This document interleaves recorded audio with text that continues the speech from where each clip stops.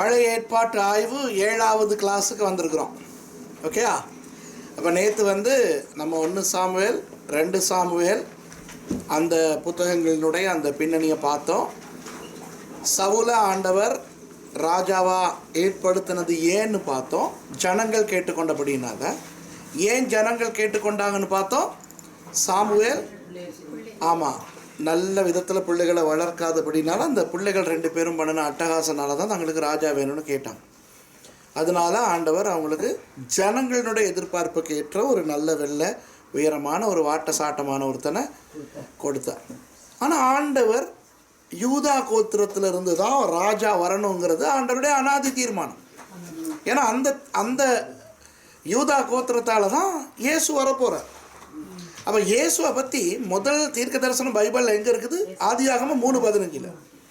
ஆதியாகமம் 3:15 இஸ்ரவேலே இல்லை, ஏதேன் தோட்டம். அப்போ அங்கேயே இயேசுவை பற்றி சொன்ன ஆண்டவர் கட்டாயம் யூதா கோத்திரத்தில் ஒரு ஆளை ராஜாவாக தெரிவு செய்திருப்பார். தாவீதை எப்படி வேணாலும் தெரிவு செய்திருப்பார்.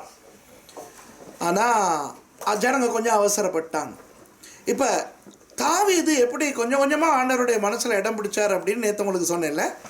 அவருடைய தாழ்மை, சவுலை அவர் மதித்த விதம், தன்னுடைய குடும்ப பொறுப்புகள், அந்த நொக்கோட ஆடுகளை வளர்க்குற அந்த பொறுப்பு, இதெல்லாம் பார்த்து இன்னும் நிறைய விஷயம் இருக்குது. இன்னும் நிறையா இருக்குது தாவீதை பற்றி சொல்லப்போனால் நிறைய விஷயம் இருக்குது. தாவீதும் ஒரு மனுஷன் தான். பைபிளில் நீங்கள் பார்த்தீங்கன்னா பலவீனம் இல்லாத ஒரு மனுஷனும் நீங்கள் பார்க்க மாட்டீங்க. பரிசுத்தம் 100க்கு 100% பரிசுத்தமாக இருந்தால் ஒரு மனுஷனை நீங்கள் பார்க்க மாட்டீங்க பைபிளில். குறையுள்ள மனுஷங்களை தான் ஆண்டவர் எடுத்து அவங்கள ஆசீர்வதிக்கிறார், அவங்கள மாத்துறார். தாவீது தேவனுடைய இருதயத்துக்கு அடுத்தவனுங்கிற பேர் வாங்கினவர். ஆனால் அவருடைய பலவீனங்கள் இருந்துச்சு. ஆனால் என்னத்துக்காக அவர் அப்படி ஆண்டவர்கிட்ட மனசில் இடம் பிடிச்சார் அப்படிங்கிறத கொஞ்சம் நேற்று உங்களுக்கு நான் சொல்லி கொடுத்தேன். அப்போ 40 வருஷம் தாவீது அரசாண்டார். அருமையான ஆட்சி. தாவீதினுடைய ஆட்சி தான் இஸ்ரவேலர்களுடைய சரித்திரத்தில் மிகவும் அருமையான ஆசீர்வாதமான ஆட்சி காலம். உங்களுக்கு தெரியுமா, உலகத்தில் எத்தனையோ தேசங்கள் இருந்துருக்குது, இன்றைக்கும் இருக்குது. உலகத்தில் எவ்வளோ பெரிய பெரிய மாமன்னர்களெல்லாம் வந்துட்டு போயிருக்காங்க. பெரிய பெரிய சக்கரவர்த்திகள் பெரிய பெரிய சாம்ராஜ்யங்களை நிறுவியெல்லாம் புகழ் பெற்றிருக்காங்கல்ல. இப்போ இந்தியாவை எடுத்துக்கிட்டாலே சேர மன்னர்கள், சோழ மன்னர்கள், பாண்டிய மன்னர்கள் எல்லாம் ரொம்ப அருமையாக ஆட்சி செய்த காலங்கள் இருக்குது.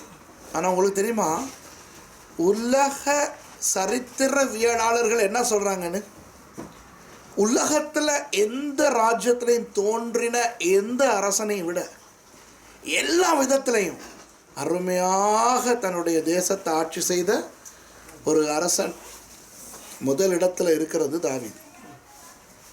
ஆகவே வெறும் யூதர்களுக்கு மாத்திரமல்ல, உலக ரீதியாக நீங்கள் பார்த்தா கூட தாவீது பயங்கரமான ஒரு வெற்றியுள்ள ஒரு அரசனாக தான் இருந்தார். தாவீது யுத்தத்துக்கு போனால் அந்த யுத்தம் கட்டாயம் ஜெயிச்சிடும். தாவீது விவசாயம் பண்ணால் செழிப்பாக விவசாயம் வரும்.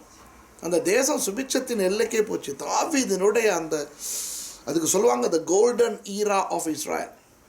இஸ்ரவேலினுடைய பொன்னான காலம் தாவீதினுடைய அந்த காலம். அதனால தான் இன்றைக்கி கூட தாவீதினுடைய கல்லறைக்கு இஸ்ரவேலில் யூதர்கள் போய் நதிரமா ஜெபிக்கிறாங்க. ஆண்டவரே, இவர் மாதிரி ஒரு மன்னரை, ஒரு தலைவரை எங்களுக்கு கொடுங்க ஆண்டவரே அப்படின்னு ஜெபிச்சுக்கிட்டு இருக்காங்க. ஆகவே தாவீதினுடைய காலம் ஒரு அருமையான காலம். அதே மாதிரி தாவீதுக்கு தான் தேவாலயம் கட்டணுங்கிற எண்ணம் வந்துச்சு தெரியுமா. அது ஆண்டவருடைய எண்ணமே இல்லை. ஆனால் ஆண்டவர் எந்த அளவுக்கு தாவீதை நேசிச்சாருன்னா, தாவீது தொடங்கின 2 விஷயத்த ஆண்டவர் பிடிச்சிக்கிட்டாரு. இப்போ பொதுவாக ஆண்டவர் தொடங்குற விஷயங்களை தான் மனுஷங்க பிடிச்சிக்கிறாங்க. ஆனால் தாவீது சம்மந்தமாக 2 விஷயம், தாவீது பிடிச்ச 2 விஷயத்தான் ஆண்டவர் பிடிச்சிக்கிட்டார். அதில் ஒன்று தேவாலய ஐடியா. மச்சுப்பாவிய வீட்டில் இவர் படுத்துக்கிட்டு இருக்கும்போது இவர் யோசித்தார், ஐயோ நான் இவ்வளோ நல்ல அருமையான அரண்மனையில் வாழ்கிறேன், கர்த்தருடைய உடன்படிக்கை பெட்டி ஒரு கூடாரத்தில் இருக்குது. ஆகவே கர்த்தருடைய உடன்படிக்கை பெட்டிக்கு ஒரு தேவாலயம் கட்டணும்னு இவர் நினச்சார். உடனே நாத்தானை கூப்பிட்டு சொல்கிறார், இப்படி ஒரு ஐடியா எனக்கு வந்திருக்கு. நாத்தான் சொல்கிறார், சூப்பர் சூப்பர் ஐடியா. ஆனால் அடுத்த நாள் நாத்தான் சொல்கிறாரு, ஐயோ ஆண்டவர் சொன்னார் வேணான்ட்டு. ஏன் வேணான்ட்டு? ரத்தம் சிந்தின கைகள் உண்டு, நீ நிறையா ஜனங்களை கொலை செஞ்சுருக்கிறன்ட்டு. அப்போ பரவாயில்ல, உன் மகன் காலத்தில் அது நடக்கும் அப்படின்ட்டார் ஆண்டவர் அப்படின்னு சொல்லவும், தாவீது நல்லா எல்லா பொருட்களையும் சேர்த்து வச்சார். தேவாலயத்துக்கு தேவையான பொருட்கள் எல்லாம் தாவீது சேர்த்து வச்சு சாலமோன் மூலமாக ஆண்டவர் கட்டினார். அதிலிருந்து ஆண்டவருக்கு அந்த தேவாலய பைத்தியம் வந்துடுச்சு. நீங்கள் வெளிப்படுத்தல் 11ஆம் அதிகாரத்தில் பார்த்தீங்கன்னா 19வது வசனத்தில் சொல்லும், அப்பொழுது பரலோகத்தில் தேவாலயம் திறக்கப்பட்டது, அதுக்குள்ளே உடன்படிக்கை பெட்டி காணப்பட்டது. இப்போ பரலோகத்திலே தேவாலயத்தை கட்டி வைக்கிற அளவுக்கு ஆண்டவர் தேவாலய ஐடியாவை தந்த ஐடியாவாக்கிக்கிட்டார். ஆனால் அது யாருடைய ஐடியா? தாவீது. ரெண்டாவது, எபூசியர்கள் கையில் இருந்த சீயோனை பிடிச்சார் தானே தாவீது. அந்த சீயோனுங்கிறது ஒரு எபூசிய சொல். சீயோன்னா சந்திரன். அப்போ அந்த எபூசியர்கள் வந்து கொஞ்சம் தாவீதுக்கு ஒரு மாதிரி பேசினாங்க. நீ மற்றவங்களெல்லாம் அடித்து பிடிக்கிற, அவனே இங்கே மட்டும் வந்துடாத, எங்ககிட்ட வந்தால் குருடர்கள் சப்பானிகள் எல்லாம் அவனே அடித்து துரத்திடுவாங்க அப்படிங்கிற மாதிரி சொன்னாங்க. தாவீதுக்கு நல்லா ஏறி போயிடுச்சு. ஒரு நாயடி பேயடி அடித்து சீயோனை பிடிச்சிக்கிட்டாரு. பிடிச்ச பிறகு பார்த்தா சூப்பராக இருக்குது. எருசலேமுக்கு பக்கத்து மலை, மோரியாவுக்கு பக்கத்து மலை. அப்புறம் தாவீது அதை தன்னுடைய நகரமாக்கிக்கிட்டார். தாவீது சீயோனை தன்னுடைய நகரமாக்கணும்னா ஆண்டவர் அதை தன்னுடைய நகரமாக்கிக்கிட்டார். சீயோனை எருசலேமை இணைச்சாச்சா, எருசலேமுக்கும் சீயோன்னு சொல்கிறது. அப்புறம் கருத்தரை பார்த்தா அவர் சீயோன். அது ஒரு எபிரேய சொல்லே இல்லை, எபூசியர்களுடைய சொல். தாவீது அதை மாற்றாமல் அதை வச்சுருக்கவும், தாவீது தன்னுடைய நகரமாக்கணுன்னா ஆண்டவருக்கு சீயோன் மேலே ஆசை வந்து, நீங்கள் பார்ப்பீங்களா, கர்த்தர் சீயோனிலேருந்து ஒன்று ஆசீர்வதிப்பார் அப்படியான்ட்டு பரலோகத்துக்கு சீயோன்னு பேர் அடைமொழி வச்சார். பரதீசுக்கு சீயோனும் பாரு, எருசலேமுக்கு சீயோனும் பாரு, இந்த தேவாலயம் சீயோன். இந்த ரெண்டு விஷயமும் தாவீதினுடையது. ஆண்டவர் அதை பிடிச்சிக்கிட்டார். அந்த அளவுக்கு தாவீது ஆண்டவருடைய மனசில் இடம் பிடிச்சிருந்தார். அவ்வளோ ஒரு நல்ல ஒரு மனுஷன். தப்பு பண்ணுறது யாரும் பண்ணுவான். ஆனால் அவருக்கு தப்பை யாராவது போய்ட்டு சொல்லிட்டா உடனே உணர்ந்து மனம் திரும்பி தன்னை திருத்திக்கிற ஒரு நல்ல பக்குவம் உள்ள ஒரு மனுஷன். நல்லா 30 வயது வரைக்கும் வாழ்ந்து ஒரு அருமையான ஒரு மரணம். அவருடைய மரணம் யுத்தத்தில் சாகலை, நோய் வாய்ப்பட்டு சாகலை, நல்லா வயசு போய் அந்த அந்த நீங்கள் பார்க்கலாம் 1 ராஜாக்கள் 1ஆம் அதிகாரத்துலலாம் அவருக்கு குளிர் கூட வருது. அந்த குளிர் கூட வர்றது வந்து அவருக்கு ஜூரம் காய்ச்சல் வந்தனால இல்லை, வயசு கூடனால தான் அவருக்கு அந்த மாதிரி வந்துச்சு. ஒரு அழகாக வயசு போய் அருமையாக இறந்து போனார். அப்போ அதுக்கு பிறகு ராஜாவானவர் யார்? சாலமோன். அப்போ சாலமோன் ராஜாவான போது நல்லா தான் இருந்தார். சாலமோன் நல்லா தான் இருந்தார். சில பேருக்கு பதவி கொடுக்கக்கூடாது. பதவி கொடுத்தா அது வரைக்கும் நல்லா இருப்பான், பதவி வந்தோன்னே நான் போயிடுவோம். அதுக்கு ஒரு நல்ல எடுத்துக்காட்டு சாலமோன். ஏன்னா உங்களுக்கு தெரியுமா, சாலமோன் பரலோகத்துக்கு போனாரா? சவுல்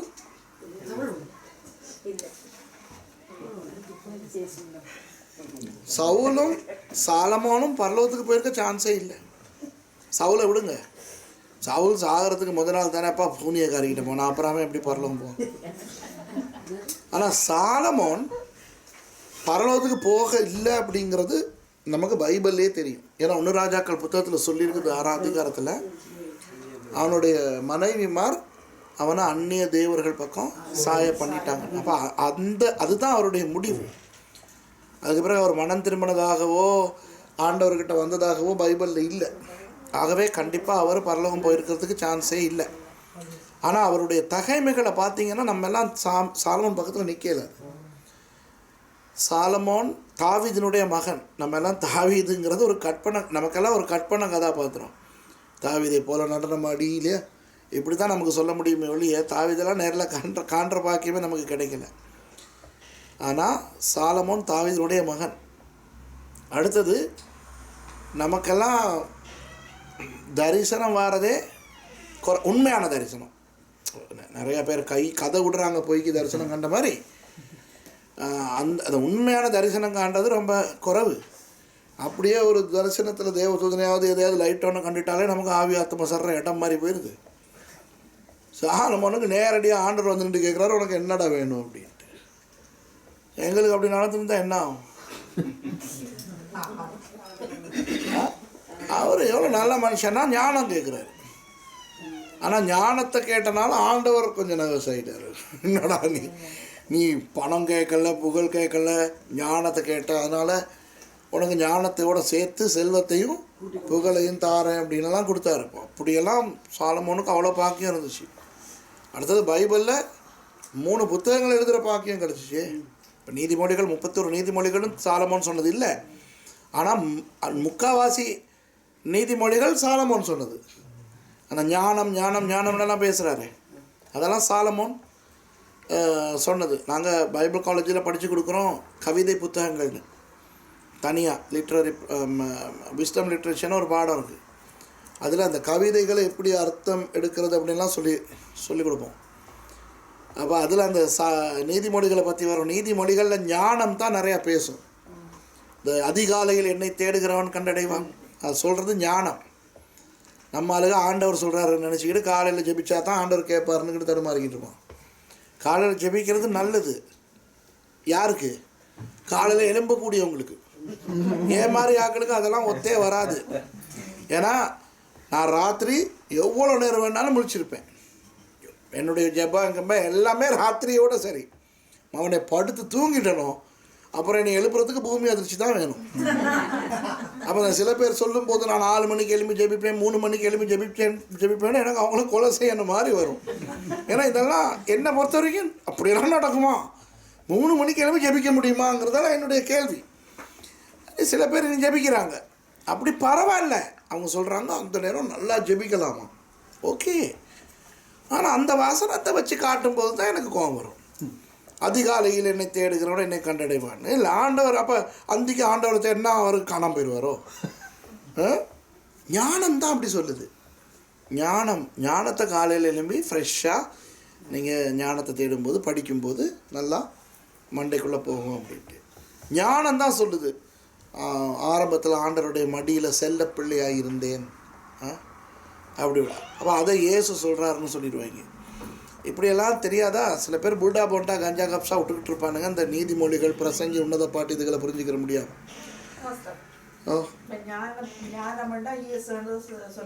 இல்லை இல்லை இல்லை, ஞானம்ங்கிறது இயேசு இல்லை. இயேசு ஞானத்தை தருகிற. பாருங்க ஏசாயா 11 வெளிப்படுத்தல் இல்லை, ஞான கண்மலை. இப்போ பாருங்கள் வெளிப்படுத்தின விசேஷத்தில் இவர் 7 ஆவிகளை உடையவர்னு பைபிள் சொல்லுது தானே இயேசு. அது ஏசாயா 11 எடுத்தது. அதாவது இயேசு பரிசுத்த ஆவியானவர் உடையவர் அப்படின்னும் அந்த பரிசுத்த ஆவியானவருடைய 7 அம்சங்களும் அதில் இருக்குது. அதில் ஒரு அம்சம் ஞானத்தின் ஆவி. இயேசு கிட்ட தான் ஞானம் இருக்கு, ஆனால் இயேசு இல்லை ஞானம். புரியுதா? ஆமாம். இல்லை இப்போ பாருங்க, வார்த்தை அவர், வார்த்தையானவர் இயேசு. வார்த்தைக்குள்ள ஞானம் இருக்குல்ல, ஆகவே இயேசுவுக்கு ஞானம் இருக்குது. இயேசு தான் ஞானம் தர்றவர். யாக்கோபு 1:5 கூட ஞானத்தில் குறைவுள்ளவன் கர்த்தரத்தில் கேட்க கிடவன். அப்போ ஆனால் ஞானம்ங்கிறது இயேசு இல்லை. புரியுதா? இப்போ கண்மலைங்கிறது ஒரு உவமேயம். பெட்ரா கண்மலை, இயேசு கண்மலை இல்லை. இயேசு கண்மலைன்னா இயேசு ஒரு பெரிய கல் பாறையா? கண்மலைன்னா என்ன? கல் பாறை. அப்போ இயேசு கல் பாறையா? அது ஒரு உவமேயம். விளங்குதா உங்களுக்கு? யூதாவின் ராஜசிங்கம், அவர் சிங்கமா? இதெல்லாம் உவமேயங்க. அப்போ அவருடைய வல்லமையை காட்டுறதுக்கு சிங்கம், அவருடைய உறுதியை காட்டுறதுக்கு கண்மலை, அவர் சர்வ ஞானிங்கிறத காட்டுறதுக்கு ஞான ஒளி அப்படி இப்படி. ஆனால் அவர் இல்லை கல் மலை, அவர் இல்லை சிங்கம், அவர் இல்லை ஞானம். ஞானம் வேற, தேவனுடைய ஞானம் வேற, இயேசு வேற. இயேசு தான் தேவன், அவர் ஞானத்தில் சம்பூர்ணமாக இருக்கிறார். புரியுதா சிஸ்டர்? அப்போ ஞானம் அதிகாலையில் தேடுகிறவன் என்னை கண்டடைவான்னு சொல்லும்போது அது இயேசு இல்லை. புரியுதா உங்களுக்கு? ஏன்னா அதிகாலையில் தேவனை தேடுறவன் கண்டடைவான்னு நீங்கள் சொல்லிட்டீங்கன்னா சொல்கிறதுக்கும் கேட்குறதுக்கும் நல்லா தான் இருக்கே ஒழிய நீங்கள் உட்காந்து யோசிக்க ஆரம்பிச்சிங்கன்னா அது பெரிய ஒரு இறையியல் தப்புன்னு தெரிய வரும். பகல் நேரத்தில் அவரை தேடினா காணாமல் போயிடுவாரா, எஸ்கேப் ஆயிடுவாரா? இதெல்லாம் நம்ம ஞானமாக இருக்கணும். சார் அது வேறு பாடத்துக்கு ஹெர்மனூட்டிக்ஸ்னு ஒரு பாடம் இருக்குது, அதுக்கு சம்மந்தப்பட்ட ஒரு பாயிண்ட் அது. ஆனால் ஞானம் வர்றது இயேசுக்கிட்ட இருந்து, அவர்கிட்ட தான் ஞானம் வருது. சகல ஞானத்தினுடைய கர்த்தர் அவர் இல்லை. ஓகே, எதுவும் கேள்வி இருந்தால் கேளுங்க இந்த மாதிரி. சரி, அப்போ நீதிமொழி, அப்புறம் பிரசங்கி, உன்னத பாட்டு. இதெல்லாம் உன்னத பாட்டு வந்து பயங்கர தீர்க்க தரிசனம். இங்கே பாருங்கள், தீர்க்க தரிசனத்தை விளங்கிக்கிறதே கஷ்டம். ஆமாவா இல்லையா? கவிதையை விளங்கிக்கிறது அதை விட கஷ்டம். ஏன்னா கவிதைங்கிறது என்னத்தையோ காட்டுறதுக்கு வேற என்னத்தையோ சொல்லிக்கிட்டு இருக்கோம். நம்ம தமிழாக்கள் இருக்கோம் தானே, நிறைய பேர் சொல்லுவீங்க, ஜெபிக்கும் போது சொல்லுவீங்க, பாட்டெல்லாம் எழுதி பாடுவீங்க. என்னது? ஆண்டவரே நீர் பள்ளத்தாக்கின் லிலி புஷ்பம் ஐயா. என்ன வேற என்னது? சாரோனின் ரோஜா. எத்தனை பேர் பள்ளத்தாக்கின் லிலி புஷ்பம் கண்டிருக்கீங்க? எத்தனை பேர் சாரோனின் ரோஜா கண்டிருக்கீங்களே? பார்த்ததே இல்லை. சாரோனின் ரோஜான்னு சொல்கிறீங்க இல்லையா? அப்படியே சில நேரம் தமிழாக்கிட்ட அது என்ன சாமான்னு கேட்டால், சாரோன்னு ஒரு பொம்பளை பிள்ளை காதில் வச்சுக்கிட்டு போகிற, தலையில் வச்சுட்டு போகிற ரோஜா மாதிரியோ அப்படின்னு யோசிச்சு. அது ரோஜாவே இல்லை, அது ஒரு வேறு அழகான பூ ஒன்று. பள்ளத்தாக்கின் லீலிங்கிறதெல்லாம் குட்டி குட்டி அழகான பூ, அதெல்லாம் இஸ்ரவேலில் தான் இருக்குது. நம்ம ஆளுகளுக்கு தெரியாது, ஆனால் பழகிட்டோம். அதை சொல்லி வர்றேன், சரி தப்பில்லை. ஆனால் நிறைய பேருக்கு இதனுடைய தாற்பயங்களெல்லாம் புரியாது.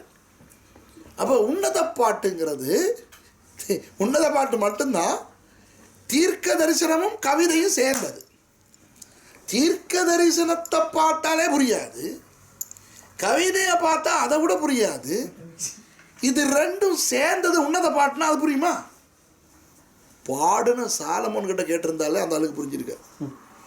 ஏதோ ஆவியானவர் ஏவினார் எழுதினேன்னு தான் அவர் சொல்லியிருப்பார். யார் அந்த சூலமித்தியாள்?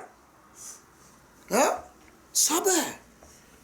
நான் பேசுகிற ஆம்பளை யாரு? இயேசு. இயேசுவுக்கும் சபைக்கும் இருக்கிற உறவை 1000 வருஷம், இயேசு வர்றதுக்கு 1000 வருஷத்துக்கு முன்னால் தீர்க்க தரிசனமாக கவிதையாக பாடிட்டு போயிட்டான் அந்த ஆள். அதனால அது ஒரு பயங்கர புத்தகம். பிரசங்கி, நீதிமொழிகள், உன்னத பாட்டு, இதெல்லாம் எழுதுனது சாலமோன்னு சொன்னால் யோசிச்சு பாருங்க, அவருடைய பாக்கியம் எந்த விட பாக்கியம் பெற்றவன். அதுதான் நான் சொல்ல வரேன். அப்படிப்பட்ட ஆள் பின்வாங்கிட்டு போனதுக்கு பிறகு அந்த ஆள் பேயாட்டம் ஆடினார். பின்வாங்கிட்டான் தானே. பின்வாங்கின பிறகு உங்களுக்கு தெரியுமா, இந்த பெரிய பெரிய பிளாக் மேஜிக் இருக்குது. பிளாக் மேஜிக் கேள்விப்பட்டிருக்கீங்களா? என்னது பிளாக் மேஜிக்னா? ஐயோ, அந்த கோட்டலுக்கு கையை போட்டு புறா எடுக்கிறது, இதெல்லாம் பிளாக் மேஜிக் இல்லை. பிளாக் மேஜிக்குங்கிறது பிசாசு சம்மந்தப்பட்ட ஒரு இது. அந்த பிளாக் மேஜிக் ஹெட் ஆஃபீஸ் எங்கே தெரியுமா இருக்குது? ஸ்காட்லாண்டில் பெர்த்துங்கிற இடத்துல, இன்வெனஸ்ங்கிற இடத்துல, பாலஸ்கின் ஹவுஸ். அதனுடைய ஹெட் ஆஃபீஸ். நான் அங்கெல்லாம் போயிட்டு ஆராய்ச்சிகள், ஆய்வுகள் நடத்தியிருக்கேன். ஏன்னா நான் பிசாசுகளை பற்றி 3 வருஷம் படித்தேன். தேவை தான். ஆமாம், உண்மையில் அதில் நான் படிக்க வேண்டியிருந்த ஒரு மெயின் புக் என்ன தெரியுமா பிரதர்? Solomon's black book. சொலமனே கைப்பட எழுதின ஒரு பயங்கர ஒரு பிசாசு புத்தகத்தை அடிப்படையாக வச்சு தான் என்னவா எந்த அளவுக்கு விலகி இருக்கிறாரு. ஆண்டவருடைய வார்த்தை, பைபிளில் புத்தகம் எழுதுறதுக்கு வெறும் 44 பேருக்கும் எங்கேயோ தான் சான்ஸ் கிடச்சி. அவ்வளோ பெரிய பைபிளில் புத்தகம் எழுதுறதுக்கு கிடைச்ச சந்தர்ப்பமே அந்த மாதிரி ஒரு சிலருக்கு. அதில் ஒரு ஆள் சாலமோன். கடைசியில் பிசாசை மகிமைப்படுத்தி புத்தகம் எழுதி, பிசாசினுடைய அந்தரங்கங்களை எழுதி, பிசாசை எப்படி பிசாசு குட்டிகளை ட்ரெயின் பண்ணுறது, எப்படி பயன்படுத்துறதுன்னு அவர் ஒரு பிளாக் புக்குன்னு ஒன்று எழுதியிருக்கார். அதை அடிப்படையாக வச்சு தான் Satanism, Anton LaVey the church of Satan, Los Angeles, அதெல்லாம் ஓடுனது. ஆண்டன் லாவே சேட்டனிக் பைபிள்னு சொன்ன ஒரு பைபிள் எழுதியிருக்கார். அதில் உள்ள நிறைய விஷயங்கள் சாலமோனுடைய பிளாக் புக் சம்மந்தமாக அதுலேருந்து வந்தது இருக்குது. இப்போ அந்த சாலமன்ஸ் பிளாக் புக்கை நான் படிக்க வேண்டியிருந்தது என்னுடைய அந்த ஆராய்ச்சிகளுக்காக. கவலை அதே எபிரேயம் தான். இந்த பிரசங்கி, உன்னத பாட்டு, நீதிமொழிகளில் பயன்படுத்தப்பட்டிருக்கிற அந்த உயர் ரக எபிரேய மொழியில் தான் பிசாசுகளை வர்ணிச்சு எழுதிக்கார். பாருங்க எவ்வளோ கேவலமான ஒரு நிலைமை, பயங்கர கவலை. பைபிள் சொல்லுது இல்லையா, அவன் முதல் வயதாகும்போது அவனுடைய மனைவிமார் அவனை தேவனை விட்டு சாய பண்ணாங்க. அந்த அந்த அந்த மனைவிமாரனுடைய தெய்வங்களுக்கெல்லாம் கோயில் கட்டி ரொம்ப கேவலமாக போச்சு. இப்போ அதனால சாலமோனுடைய வாழ்க்கை ரொம்ப மோசமாக போச்சு.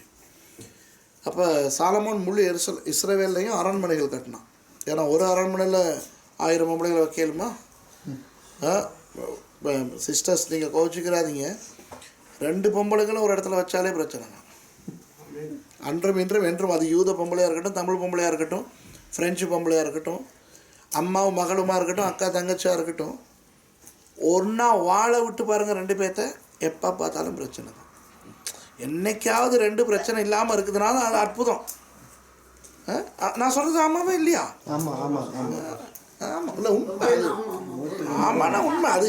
இது நீங்கள் அப்செட் ஆனாலும் செய்ய வழியில்லை, நீங்கள் ஒத்துக்கிட்டாலும் செய்ய வரல, ஒத்துக்கிறாட்டியும் செய்ய வரல, இதுதான் உண்மை. அப்போ 1000 பொம்பளைகளை ஒன்றா ஒரு அரண்மனையில் வச்சா கடைசியில் இருந்தால் துண்டை காணான் துணியை காணான்னு தான் ஓட வேண்டி வரும். அதனால் கண்டபடி அரண்மனைகள் கட்டினான்ப்பா, வஞ்சகம் இல்லாமல் அரண்மனை கட்டினான். எங்கெங்கோ இஸ்ரேல் முழுக்க அரண்மனைகள் கிடக்கும். ஒரு அரண்மனையில் 10 பொம்பளைகள், இன்னொரு அரண்மனையில் 20 பொம்பளைகள், ஏராளமாக பயங்கர. அந்த ஒரு இது காட்டினீங்க, தண்ணி மெகிடோ கூட்டிகிட்டு போன ஞாபகம் இருக்கும். இவ்வளோ ஞானம் அது. ஒரு ஒரு யார் எத்தனை பேர் வந்தீங்க மெகிடோவுக்கு? 184 படியில் இறங்கிட்டு அங்கிட்ட 81 படியில் ஏறுறோம். அப்போ இது உயரம், அது கட்டை. ஆனால் அங்கே தண்ணியை ஊற்ற ஊற்ற ஊற்ற இங்கே தண்ணி மேலே வரும். என்ஜினியர்ஸுக்கெல்லாம் எக்கோலாஜிஸ்டுக்கெல்லாம் சின்ன சொப்பனம் அது. தண்ணி வாட்டர் லெவல்னால் இந்த பக்கம் எவ்வளோ தண்ணி இருக்கோ அந்த அளவுக்கு தான் இங்கிட்ட நிற்கும். இங்கே கூட கூட கூட போகுது, இங்கே இதே லெவலுக்கு நிற்குதுன்னு கட்டி வச்சுருக்குறான்ப்பா. இன்றைக்கும் விஞ்ஞானிகளால் கண்டுபிடிக்க முடியல என்ன டெக்னிக் அப்படின்னு. நம்ம அதுக்குள்ளே இறங்கி அந்த சுரங்கத்தால் நடந்து அடுத்த பக்கத்தால் ஏறணும். அப்போ நான் சொன்னேன், இதெல்லாம் எத்தனை பேருக்கு உங்களுக்கு புரிஞ்சிச்சோ தெரியாது இந்த சங்கதி. என்னவா மறக்க இயலாது. ஆனால் அதே நேரம் நீங்கள் என்ஜினியரிங் இன்னும் கொஞ்சம் உங்களுக்கு தெரிஞ்சிருந்தா, அல்லது வீடு கட்டுறவங்க வாட்டர் லெவல் பிடிச்சி அந்த மாதிரி அனுபவம் உங்களுக்கு இருந்திருந்தா அதனுடைய அந்த இது புரிஞ்சிருக்கும். அந்த கிணறுளுக்கு இறங்கி அடுத்த பக்கத்தால் ஏறணும்ல. அப்போ அது அது அவரோட ஒரு அரண்மனை மெகிடோ. அது அவரோட அந்த ஒரு அரண்மனை. அந்த 2 குதிரை லாயங்கள் எல்லாம் காட்டினேன். அதை தான் பிற்காலத்தில் ஆக பயன்படுத்தினான். சாலமோன் பயங்கர ஆளப்பா. நீங்கள் யோசிங்க, சாலமோனுக்கு ஞானத்தை கொடுக்கும்போது ஆண்டவர் சொல்கிறாரு, இந்த மாதிரி ஞானி உனக்கு முந்தி இருந்ததில்லை, உனக்கு பிறகும் இருக்க போகிறது. அப்போ சாலமோன் எப்படி ஞானமாக இருந்திருப்பாருங்கிறத நீங்கள் யோசிச்சு பாருங்கள். கிட்டத்தட்ட கிமு 3000, இன்றைக்கி 3000 வருஷங்களுக்கு முந்தி, கிமு 1000, இன்றைக்கி ஒரு 3000 வருஷத்துக்கு முந்தி அந்த மனுஷன் இன்றைக்கி இருந்திருந்தால் எப்படி அவர் என்ன பெரிய விஞ்ஞானியாக இருந்திருப்பார். ஆல்பர்ட் ஐன்ஸ்டைனை விட, தாமஸ் ஆல்வா எடிசனை விட எல்லாம் இவருக்கு ஞானம் இருந்திருக்கு. என்ன விஷயங்களை அவர் செஞ்சு வச்சுருந்தார் தெரியுமா? அந்த ஞானத்தை பிறகு தப்பான முறையில் பயன்படுத்திட்டார் பிசாசு விஷயத்தில். அது எனக்கு இந்த பாடத்துக்கு அது சம்மந்தம் இல்லை. டீமனாலஜியில் நான் சொல்லிக் கொடுப்பேன். அது எக்ஸ்டென்சிவ் டீமனாலஜியில் ரொம்ப டீப்பாக போனேன். ஜின் அப்படிங்கிற ஒரு பேயை வரவழைச்சி அந்த பேயை இவர் கட்டுப்படுத்தி அந்த பேயை வச்சே பிளாக் புக் எழுதினார்னா யோசிச்சு பாருங்கள். அந்த இப்போ மந்திரவாதிகள் பிசாசுக்களை கண்ட்ரோல் பண்ணுறாங்களே, அந்த மாதிரி இந்த ஆள் ஒரு பெரிய பிசாசை கொண்டாந்து கண்ட்ரோல் பண்ணி அந்த பிசாசின் மூலம் ரகசியங்களை எடுத்து பிளாக் புக் எழுதியிருக்கார். தேவ அபிஷேகத்தால் நிரம்பி ஆலயம் கட்டினால், இவன் ஆலயத்தை கட்டி பிரதிஷ்டை பண்ணும்போது ஷெகீனாங்கிறது என்ன தெரியுமா? உச்ச மகிமை அது இறங்கிச்சு. அதுக்குதான் பாடுறீங்க, மேகமே மகிமையின் மேகமே. அப்படிப்பட்ட ஆளுக்கு நடந்தது பாருங்கள். பரலோகத்துக்கு போகவே இல்லை. நிறைய பேர் சும்மா வாதாடுவாங்க. நிறைய பேர் சொல்லுவாங்க, சவுல் பரலோகத்துக்கு போனார், சாலமோன் பரலோகத்துக்கு போனார். ஆனால் அவங்களுக்கு என்ன நடந்துச்சுன்னு சரித்திரம் சொல்லுது. சரித்திரத்தை நாங்கள் இல்லைன்னு சொல்லல தானே இல்லையா?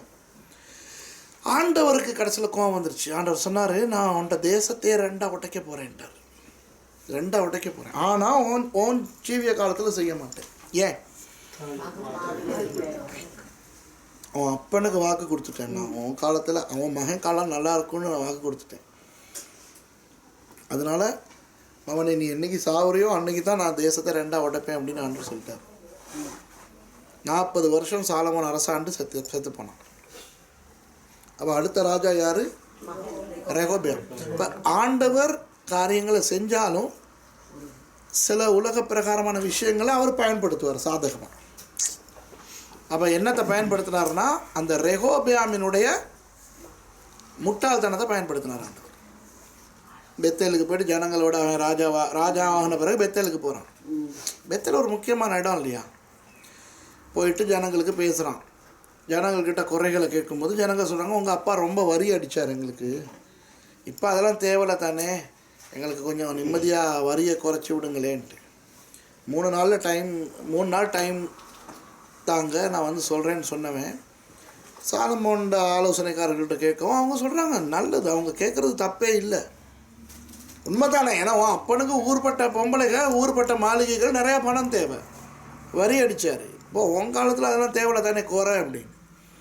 ஆனால் தண்ட வயசொத்த தன்னோட வளர்ந்த கூட்டாளிமார்கிட்ட கேட்டோன்னா அவங்க சொல்லிட்டாங்க, மச்சான் இப்போவே நீ அவங்க கேட்குறதுக்கெல்லாம் இப்போவே நீ தலையை அசைச்சிட்டா கடைசியில் அவன் தோல் ஏறி அம்மி அரைக்க போகிறாங்க. அதனால ஆரம்பத்திலேயே நீ அவங்களுக்கு காட்டு நீ பெரியாள்னு. என்ன என்ன என்ன சொல்ல சொன்னாங்க? எந்த சுண்டு விரல் எங்கள் அப்பண்ட தொட மாதிரி ஏதோ இடுப்போ தொடையோ ஏதோ ஒன்று. என்ன ஆச்சு? எந்த உலக சரித்திரத்தில் அது கேள்விப்பட்டீங்களா? பொது ஜனங்கள் தங்களோட ராஜாவை துரத்தி அடித்தாங்கன்ட்டு விரட்டி அடித்தாங்க. துண்டை காணான் துணியை காணான் ஓடி வந்து எருசலேம்ல வந்து நின்றான். என்ன ஆச்சு அப்படின்ட்டு. சாலமோன் காலத்திலே ஒருத்தன் குழப்பம் பண்ணிக்கிட்டு இருந்தான். ஒருத்தன் நேபாத்தின் குமாரனாகிய யெரொபெயாம். அப்போ அவன் போய்ட்டு எகிப்தில் ஒளிஞ்சிக்கிட்டு இருந்தான். இவங்களுக்கெல்லாம் அவன் ஞாபகம் வந்துருச்சு. உடனே ஆள் அனுப்பி அவனை கொண்டாந்து ராஜாவாக்கிட்டாங்க. அவன் எதிர்பார்க்கவே இல்லை இதை. எகிப்தில் போயிட்டு கிடக்குறான் அவன். அவனை கொண்டாந்து ராஜாவாக்கினோட்ட பெரிய சந்தோஷம். யார்? 10 கோத்திரங்கள். எந்த 10 கோத்திரங்கள்? யூதா பெஞ்சமின் தவிர மற்ற கோத்திரங்கள். இவனை ராஜாவாக்கிட்டான். ராஜாவாக்குனா பெரிய பெரும்பகுதி இவனுக்கு கிடச்சிருச்சு. இருக்கிறதே 12 கோத்திரம். அதில் 10 கோத்திரங்கள் தனக்கு கிடைச்சோன்னா அவனுக்கு தாங்க முடியலை. இன்பமோ இன்பம். இப்படி ஒரு இன்பத்தை அவன் எதிர்பார்க்கவே இல்லை. சும்மா அந்த ஸ்வீப் டிக்கெட் லாட்ரி சீட்டு விழுந்த மாதிரி ஆயிடுச்சு. அப்படி கிடைச்சதை விட்டுறக்கூடாதுன்னு நினச்சான். என்ன செஞ்சான்? பயங்கர ஒரு பிசாசு அவனுக்குள்ளே வந்துச்சு. நான் ரொம்ப நாளாக சொல்லிக்கிட்டு இருக்கேன் செய்யணும்னு, இன்னும் செய்யலை, நான் செய்ய போகிறேன். என்ன தெரியுமா? யெசபேலின் ஆவின்னு ஒரு பிரசங்கம் கேட்டிருக்கீங்களா என்னுடையது? அதனுடைய அடுத்தது யெரொபெயாமின் ஆவி. யெரொபெயாமின் ஆவின்னு சொல்லி ஒரு பிரசங்கம் பண்ண போகிறேன் நான். அதில் பயங்கர விஷயங்கள் நான் சொல்லுவேன். யார் அந்த யெரொபெயாம், எப்படி அந்த ஆவி அவனை அடிச்சிச்சு. இல்லை ஒரே ஒரு விஷயத்தை இப்போ இதில் சொல்கிறேன், கேட்டுக்கிறேங்க. ஜனங்களுக்கு கண்ணில் பார்க்குறதுல தான் ஜனங்க ஏமாந்து போகிறது. ஆமாவா இல்லையா? நம்ம என்னத்தை பார்க்குறோமோ அதனால தான் புதிய ஏற்பாடு அழகாக சொல்லுது. அந்த ஒரு வசனம் சொல்லுதானே, நாங்கள் தரிசித்து நடவாமல் விசுவாசத்தை நடக்கிறோம். அந்த தரிசித்துங்கிறது என்னென்னா பார்த்து நடக்கிறவங்க இல்லை, நம்ம விசுவாசத்தில் நடக்கிறவங்கன்ட்டு. இயேசு தோமாவுக்கு சொல்கிறாரு தானே, நீ கண்டதால் விசுவாசிச்ச, காணாமலே விசுவாசிக்கிறவன் பாக்கியவன். இந்த உலக விற்கிற ஆராதனைக்கு காரணமே கண்ணு தானே. இந்த கண்ணு சாமிகளோட உருவத்தை பார்த்து அதனால தானே இந்த சாமிக்கு இது முடியும் அது முடியும்னு நினைக்குது. இப்போ போயிட்டு ஜனங்க காளிக்கிட்ட போயிட்டு கோழி கொடுத்து, கவிதையாக பேசுகிற மாதிரி இருக்கும், காளியிடம் சென்று கோழி கொடுத்து மற்றவண்ட காலோட கையோடங்கிறதுக்கு காரணம் என்ன? காளியை பார்க்கும்போது அப்படி இருக்குது. இந்த ரேஞ்சில் தான் அது. ஏன்னா பொம்பளைனா எப்படி இருக்கணும்? பொம்பளைன்னு சொன்னால் அச்சம், மடம், நாணம், பயிர்ப்பு. அப்போ ஒரு பொம்பளை சாமியை நீங்கள் டீசெண்டாக உடுத்தி அது சும்மா அப்படி நாணத்தோடு இப்படி சும்மா போஸ் கொடுத்துட்டு நிற்கிற மாதிரி இருக்கணும். இது நாக்க தொங்க போட்டுக்கிட்டு கையில் கத்தியோட சிங்கத்து மேலே ஏறி நிற்கிறத பார்க்கும்போது அவனுக்கு ஒரு பொம்பளை பார்க்குற மாதிரி இல்லை. அவன் அதுக்கு போய்ட்டு கோழி கொடுத்து இறைச்சி கொடுத்து சாராயம் கொடுத்து அவன்கிட்ட காலோட இவன்கிட்ட காலோடன்னு ஒட்டைக்கிற ரேஞ்சில் நிற்கிது. ஏன்னா அந்த காட்சி தானே. அப்போ இந்த விக்கிரகங்கள் பெருசா இப்போ இலங்கையில் நீங்கள் பார்த்தீங்கன்னா புத்தர் சிலைகளை போட்டுக்கிட்டு அமைக்கிறாங்க. சந்தியெல்லாம் புத்தர் நிற்கிறார். இப்போ யாழ்ப்பாண மக்கள்லாம் இப்போ புத்தர் வந்துட்டாருப்பா. அந்த காலத்தில் சண்டையில் வர இல்லை, சண்டை காலத்தில் இருக்கலாம். அந்த காலத்தில் வவுனியாவை தாண்டினா புத்தர் இருக்க மாட்டார், வேற ஆக்கள் தான் இருப்பாங்க. இப்போ வேற ஆக்களோட போட்டிக்கு சரிக்கு சமனா இவரும் உட்காந்துருக்காரு. கண்ட மாதிரி முந்தையெல்லாம் போதி மரத்தடியில் மட்டும்தான் உட்காரு. இப்போ பலா மரத்தடியிலே அவர் உட்காந்துருக்காரு, கொய்யா மரத்தடியிலே உட்காரு, விழா சந்தியில் கட்டாயம் நிற்பார். போலீஸ்காரன் இருக்கிறானு இல்லையே இவர் நிற்கிறார். இதுக்கெல்லாம் காரணம் என்னன்னா பிசாசுக்கு தெரியும் டெக்னிக்கு.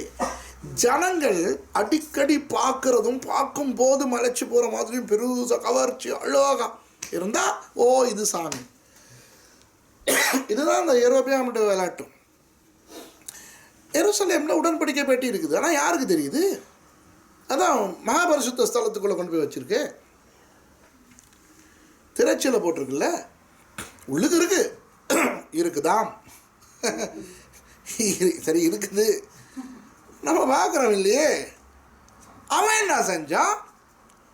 வடக்கு எல்லை தான், தெற்கு எல்லை பெத்தேல் செஞ்சா 2 கோயில் செஞ்சுட்டு என்ன செஞ்சான்? ஒரு பலிபீடத்தை, ஒரு பெரிய பீடத்தை உண்டு பண்ணி தங்கத்தில் அந்த எகிப்தியர்களுடைய ஓப்பு சாமி இருக்குதே, மாட்டு சாமி, அதை செஞ்சு வச்சுட்டான். பொடிக்கை பெட்டி எங்க, கண்ணுக்குட்டி எங்க? ஆனால் ஜனங்களுக்கு இது தெரியுதே. அப்ப அது எவ்வளவு மகிமை உள்ளதா இருந்தாலும் தெரியுது இல்லையே. இது தெரியுதே. கண்களின் திருப்தி, கண்களின் இச்சை. அதனால இந்த அவங்க சாமி அப்படிங்கவும் ஜனங்க எல்லாம் வாவ். அடுத்தது இப்போ பிரச்சனை என்னன்னா, இப்போ இந்த காலத்தில் கூட நிறைய சபைகள் நாசமாக போகிறது ஏன்னு சொல்லுங்க. இலங்கையிலும் இப்போ அந்த வியாதி வந்துருச்சு. நாய், பூனை, கரடி, கொக்கு, வௌவாலெல்லாம் இப்போ பாஸ்டர் ஆகுது. நம்ம ரசிக்கப்பட்ட காலத்தில் 79, நான் ரசிக்கப்பட்டது 79, 80 அந்த காலத்தில் ஒரு ஆள் பாஸ்டர் ஆகுறதுங்கிறது ஒரு பயங்கர விஷயம். இலங்கையில் உள்ள பாஸ்டர்மார்களை விரல் விட்டு என்னலாம், ஏன்னா பாஸ்டர்மார்னா அப்படி இருப்பாங்க. ஒரு ஆள் பாஸ்டர் ஆக போகிறேங்கும் போது அந்த ஆளுக்கு கொடுக்குற ட்ரைனிங்கும், எத்தனையோ வருஷம் ஒரு பாஸ்டருக்கு கீழே இருக்கணும், அந்த நேரத்தில் ஓடி போயிடுவான் முடியாதுன்னு. அப்புறம் பைபிள் ஸ்கூலுக்கு அனுப்புவாங்க. அங்கே போயிட்டு பெரிய அரும்பாடு பெரும்பாடுபடணும். இங்கே பாஸ்டர்கிட்ட இருக்கும்போது ஓடி போகாதவங்க அங்கே போயிட்டு ஓடி போயிடுவான். நான் பைபிள் ஸ்கூல் போன காலத்தில் என் கிளாஸில் 16 பேர் இருந்தாங்க. அந்த 16ல் ஒரு 6 பேர் தான் ஊழியத்தில் இருக்கோம். அவ்வளோ கஷ்டம் பைபிள் ஸ்கூல். ஐயோ விடியா 5 மணிக்கு எழுப்பி 4 மணிக்கு ஓடி போயிட்டு வந்துடணும். 5 மணி ப்ரேயருக்கு படிக்கணும், டாய்லெட் கழுவணும். என்ன பாடுபட்டோம் தெரியுமா, ஃபீஸ் கட்டி. அப்போ அந்த சுக கதை என்னத்துக்கு வேண்டாம். அப்படி நீங்கள் படித்து பட்டம் வாங்குறீங்கல்ல, பட்டம் வாங்கின உடனே பாஸ்டர் இல்லை, 2 வருஷம் ஊழியம் செய்யணும். ஊழியம் செஞ்சவன என்ன கொடுப்பான் தெரியுமா, மினிஸ்ட்ரி லைசன்ஸ்னு ஒன்று கொடுப்பான். அது என்ன தெரியுமா, இந்த நீங்கள் டிரைவிங்க்கு போகும்போது அந்த பின்னுக்கு என்னமோ ஒன்று ஏயோ எங்கே இழுத்து ஓட்டுக்கிட்டு போடணுமே 2 வருஷம், அது அதோடு நீங்கள் ஊழியத்தை நிரூபித்த பிறகு தான் பாஸ்டர். 5 வருஷம் பாஸ்டராக இருந்து ஊழியம் நிரூபித்த பிறகு தான் ரெவரண்ட். அப்போ ஒரு மனுஷன் முழு நேர ஊழியத்துக்கு தன்னை ஒப்பு கொடுத்ததுலேருந்து ரெவரண்ட் ஆகிற வரைக்கும் 2 வருஷம் பாஸ்டருக்கு கீழே, 3 வருஷம் பைபிள் ஸ்கூல், அப்போ 5 முடித்த பிறகு 2 வருஷத்துக்கு பிறகு மினிஸ்ட்ரி லைசன்ஸ், அங்கே 7 மினிஸ்ட்ரி லைசன்ஸுக்கு பிறகு 5 வருஷம், 12 வருஷம். அப்போ ஒரு மனுஷன் முழு நேர ஊழியத்துக்கு தன்னை ஒப்பு கொடுத்ததுலேருந்து ரெவரண்ட் அப்படிங்கிற பதவி கொடுக்குற வரைக்கும் ஆகிற காலம் குறைஞ்சது எத்தனை வருஷம்? 12. அப்பையும் ரெவரண்ட்னு சொல்லிட்டு எப்படி தெரியுமா, ரெவரண்ட் பதவிகள் ஒரு வருஷத்துக்கு தான் செல்லுபடியா. ஒவ்வொரு வருஷமும் அந்த இதை மேலே பண்ணுவாங்க. சரியா? கத்தோலிக்ஸ் இதை விட கஷ்டம். 8 வருஷம் பைபிள் ஸ்கூல் படிக்கணும். இப்படி தான் பாஸ்டர்ஸ் மாறலாம். இப்போ எங்களோட சர்ச்சில் பாஸ்டர்ஸ் மாதிரி இருக்காங்களே 4 வருஷம் படிக்கணும். அதுக்கு முதல் அவங்க பாஸ்டருக்கு கீழே வந்து 4 வருஷம்லாம் படித்ததுக்கு பிறகு இதே மாதிரி தான் மினிஸ்ட்ரி லைசன்ஸ். இப்போ எனக்கு நான் ரெவரண்ட் ஆகிறேன். இப்போ 91ஆம் ஆண்டு ரெவரண்ட் ஆகிறதுக்கு நேரம் சரியான சந்தோஷம். எனக்கு என்னை ரெவரண்ட் ஆக போகிறாங்கன்னு பெரிய சந்தோஷம். ஓகேயா? 90ஆம் ஆண்டுக்கு எனக்கு ரெக்கமெண்டேஷன் வந்துருச்சு, செலக்ட் பண்ணிட்டாங்க. அப்போ அம்மாக்கிட்டலாம் சொல்கிறேன், நான் ரெவரண்ட் ஆக போகிறேன். பெரிய விஷயம் தானே அது. டக்குன்னு எனக்கு ஆஃபீஸுக்கு வர சொல்கிறாங்க. போனோன்னு சொல்கிறாங்க, உங்களோட ரெவரண்ட் ஆக்குறது நாங்கள் பிந்தி போடுறோம் அப்படின்னு. ஏன்? பல இரவுகள் நீங்கள் வீட்டில் தங்காமல் உங்கள் ஃப்ரெண்டோட தங்கிட்டீங்களாம். அதுக்காக 1 வருஷம் பிந்தி போட்டாங்க. நைட்ஸ் எங்களோட வீட்டில் தங்காமல் ஃப்ரெண்டு வீட்டில் தங்குனதுக்காக நான் ரெவரண்ட் தகுதி இல்லை அப்படின்ட்டு 1 வருஷத்துக்கு பிந்தி போட்டாங்க. இதெல்லாம் உண்மையாக நடந்ததுகள். புரியுதா? 91ஆம் ஆண்டு தான் என்னை ரெவரண்ட் ஆகினாங்க. அதிலேருந்து ஒவ்வொரு வருஷமும் ரினியூ பண்ணிக்கிட்டே போகிறாங்க. மினிஸ்ட்ரி லைசன்ஸ்னு சொன்னேன். லைசன்ஸ் போன ஏப்ரல் மாதம் என்கிட்ட இருக்கிற ஒரு பாஸ்டருக்கு மினிஸ்ட்ரி லைசன்ஸ் கொடுத்தோம். ஒவ்வொரு வருஷமும் என்கிட்ட பாஸ்டர் மாதிரி மினிஸ்ட்ரி லைசன்ஸ் எடுப்பாங்க. அவர் மினிஸ்ட்ரி லைசன்ஸ் வாங்கினதுக்கு பிறகு 3 மாதத்துக்கு பிறகு எனக்கு ஆஃபீஸ்லேருந்து கால் வருது. என்னது? அவரோட ஒய்ஃபோட ஏதோ சண்டையாமே, அது கோவிச்சுக்கிட்டு அவங்க வீட்டுக்கு போயிருச்சாமே அப்படின்ட்டு. ஆமாம், உடனே லைசனை கொண்டு வந்துடுங்க. உடனே அவர்கிட்ட போயிட்டு லைசனை வாங்கி கொண்டு போயிட்டு பாரம் கொடுத்துட்டு ஆஃபீஸுக்கு. அவர் லைசன்ஸ் மினிஸ்டர் இல்லை. ஏன்? பொண்டாட்டி இவரோட சண்டை பிடிச்சிட்டு போயிடுச்சு. அப்படித்தான் இருக்கணும். பைபிள்லே பவுலடியார் தீமோத்தேயுக்கு சொல்கிறாரு, என்னது? நீ உண்மை கைகளை வைக்கும்போது பெற்றுக்கொண்ட அபிஷேகத்தை அலட்சியம் பண்ணாதுன்னு. ஆனால் இன்றைக்கி என்ன மாதிரி நடக்குதுன்னா, பைபிள் 66 புத்தகத்தையும் மனப்பாடமாக சொல்ல தெரியாதவனா இன்றைக்கி பாஸ்டராக இருக்கணும். ஒழுங்காக ஜெபம் பண்ண தெரியாதவனா இன்றைக்கி பாஸ்டராக இருக்கிறான். தடி எடுத்தவனெல்லாம் தண்டல்காரனாகின ஒரு காலம் வந்திருக்குது. அதுலேயும் குறிப்பாக ஐரோப்பாவில் நீங்கள் பார்த்தீங்கன்னா காமெடி ஷோ. முந்தா நாள் ரசிக்கப்பட்டவன் நேற்று ஞானஸ்தானம் எடுத்து இன்றைக்கி பாஸ்டர், நாளைக்கு ரெவரன், நாளாண்டைக்கு டாக்டர், அதுக்கு அடுத்த நாள் கார்டினல், இன்னும் கொஞ்சம் நாளில் போப்புன்னு நிற்பான். அந்த ஆளுக்கு ஆப்பு வச்சுருவான். யாருக்கு? ஃப்ரான்சிஸுக்கு. ஒரு கவன ஒரு ஒரு ஒரு இது. அதனால இந்த நாய் பூனை எல்லாம் இன்றைக்கி பாஸ்டர். ஒப்புக்கு மேலே ஏதாவது இருக்கா? கருத்து. ஆமாம்.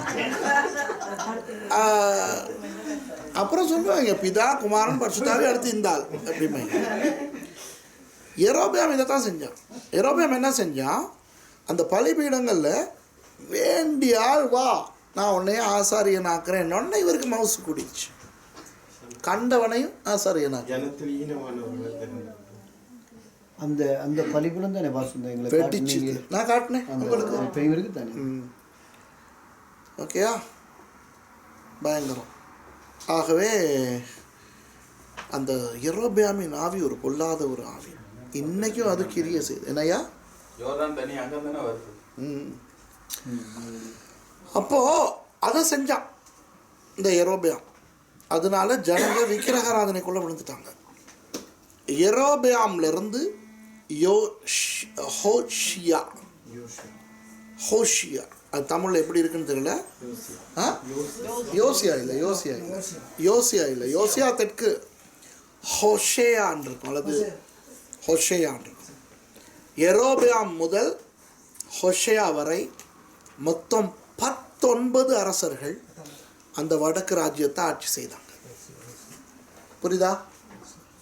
யெரொபெயாம்லேருந்து ஹோஷேயா வரை மொத்தம் எத்தனை அரசர்கள்? 19 அரசர்கள் வடக்கு ராஜ்யத்தில் அரசர்களாக வந்தாங்க. அப்போ வடக்கு ராஜ்யத்தில் அரசர்களாக வந்தவங்க ஒருத்தருமே யூதா கோத்திரத்து தாவீதின் வம்சங்கள் அல்ல. ஏன்னா யூதா கோத்திரம் கீழே தான் இருந்துச்சு, மேலே இருக்கல. அப்போ இவெல்லாம் யாரால் ஏற்படுத்தப்பட்டவன்? இவன் அவனை அடிப்பான், அவனை அடிப்பான், இவன் ஆர்மி கமாண்டர் அவனை அடிப்பான், அப்புறம் அவன் ராஜாவான். அப்படி புரியுதா? அதில் அந்த 19 பேரில் ஒருத்தன் கூட தேவபக்தியோ தேவபயமோ இருந்தவன் இல்லை. அதில் ஆக பொல்லாதவன் யார்? ஆஹாப். ஏன்? அவன் எசபேலை போய்ட்டு கல்யாணம் கட்டிட்டு வந்து பெரிய அநியாயம் பண்ணான். ஆஹாப் அப்பா ஒரு இன்ட்ரெஸ்டான கேரக்டர் ஒம்ரி. ஏன்னா அந்த ஒம்ரி தான் ஒரு விளையாட்டு ஒன்று விட்டான். என்ன தெரியுமா? அதாவது வடக்கு ராஜ்யத்துக்குன்னு சொல்லி ஒரு தலைநகரம் இருக்கலை. தான்லேருந்து பெத்தேல் வரைக்கும் உள்ள அந்த முழு ஏரியாவும் அவங்க தான்.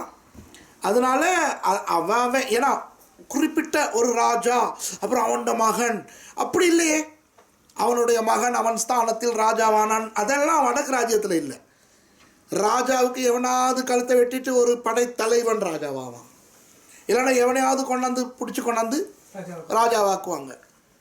அப்படி ஆகவே அவன் எந்த ஏரியாவிலேருந்து வந்தானோ அந்த ஏரியா தான் தலைநகரம் மாதிரி இருந்தது ஒம்ரி வார வரைக்கும். ஒம்ரி என்ன தெரியுமா செஞ்சான்? ஒம்ரி தான் ஒரு ஏரியாவில் அவன் ஒரு நகரத்தை நிர்மாணித்து தண்ட பேரில் அதை தலைநகரமாக்கினான். அப்போ அந்த பேருக்கு என்ன, அந்த தலைநகரத்துக்கு என்ன பேர்? ஷம் ஒம்ரி யா. ஷம் ஒம்ரி யா, ஒம்ரியின் நகரம்.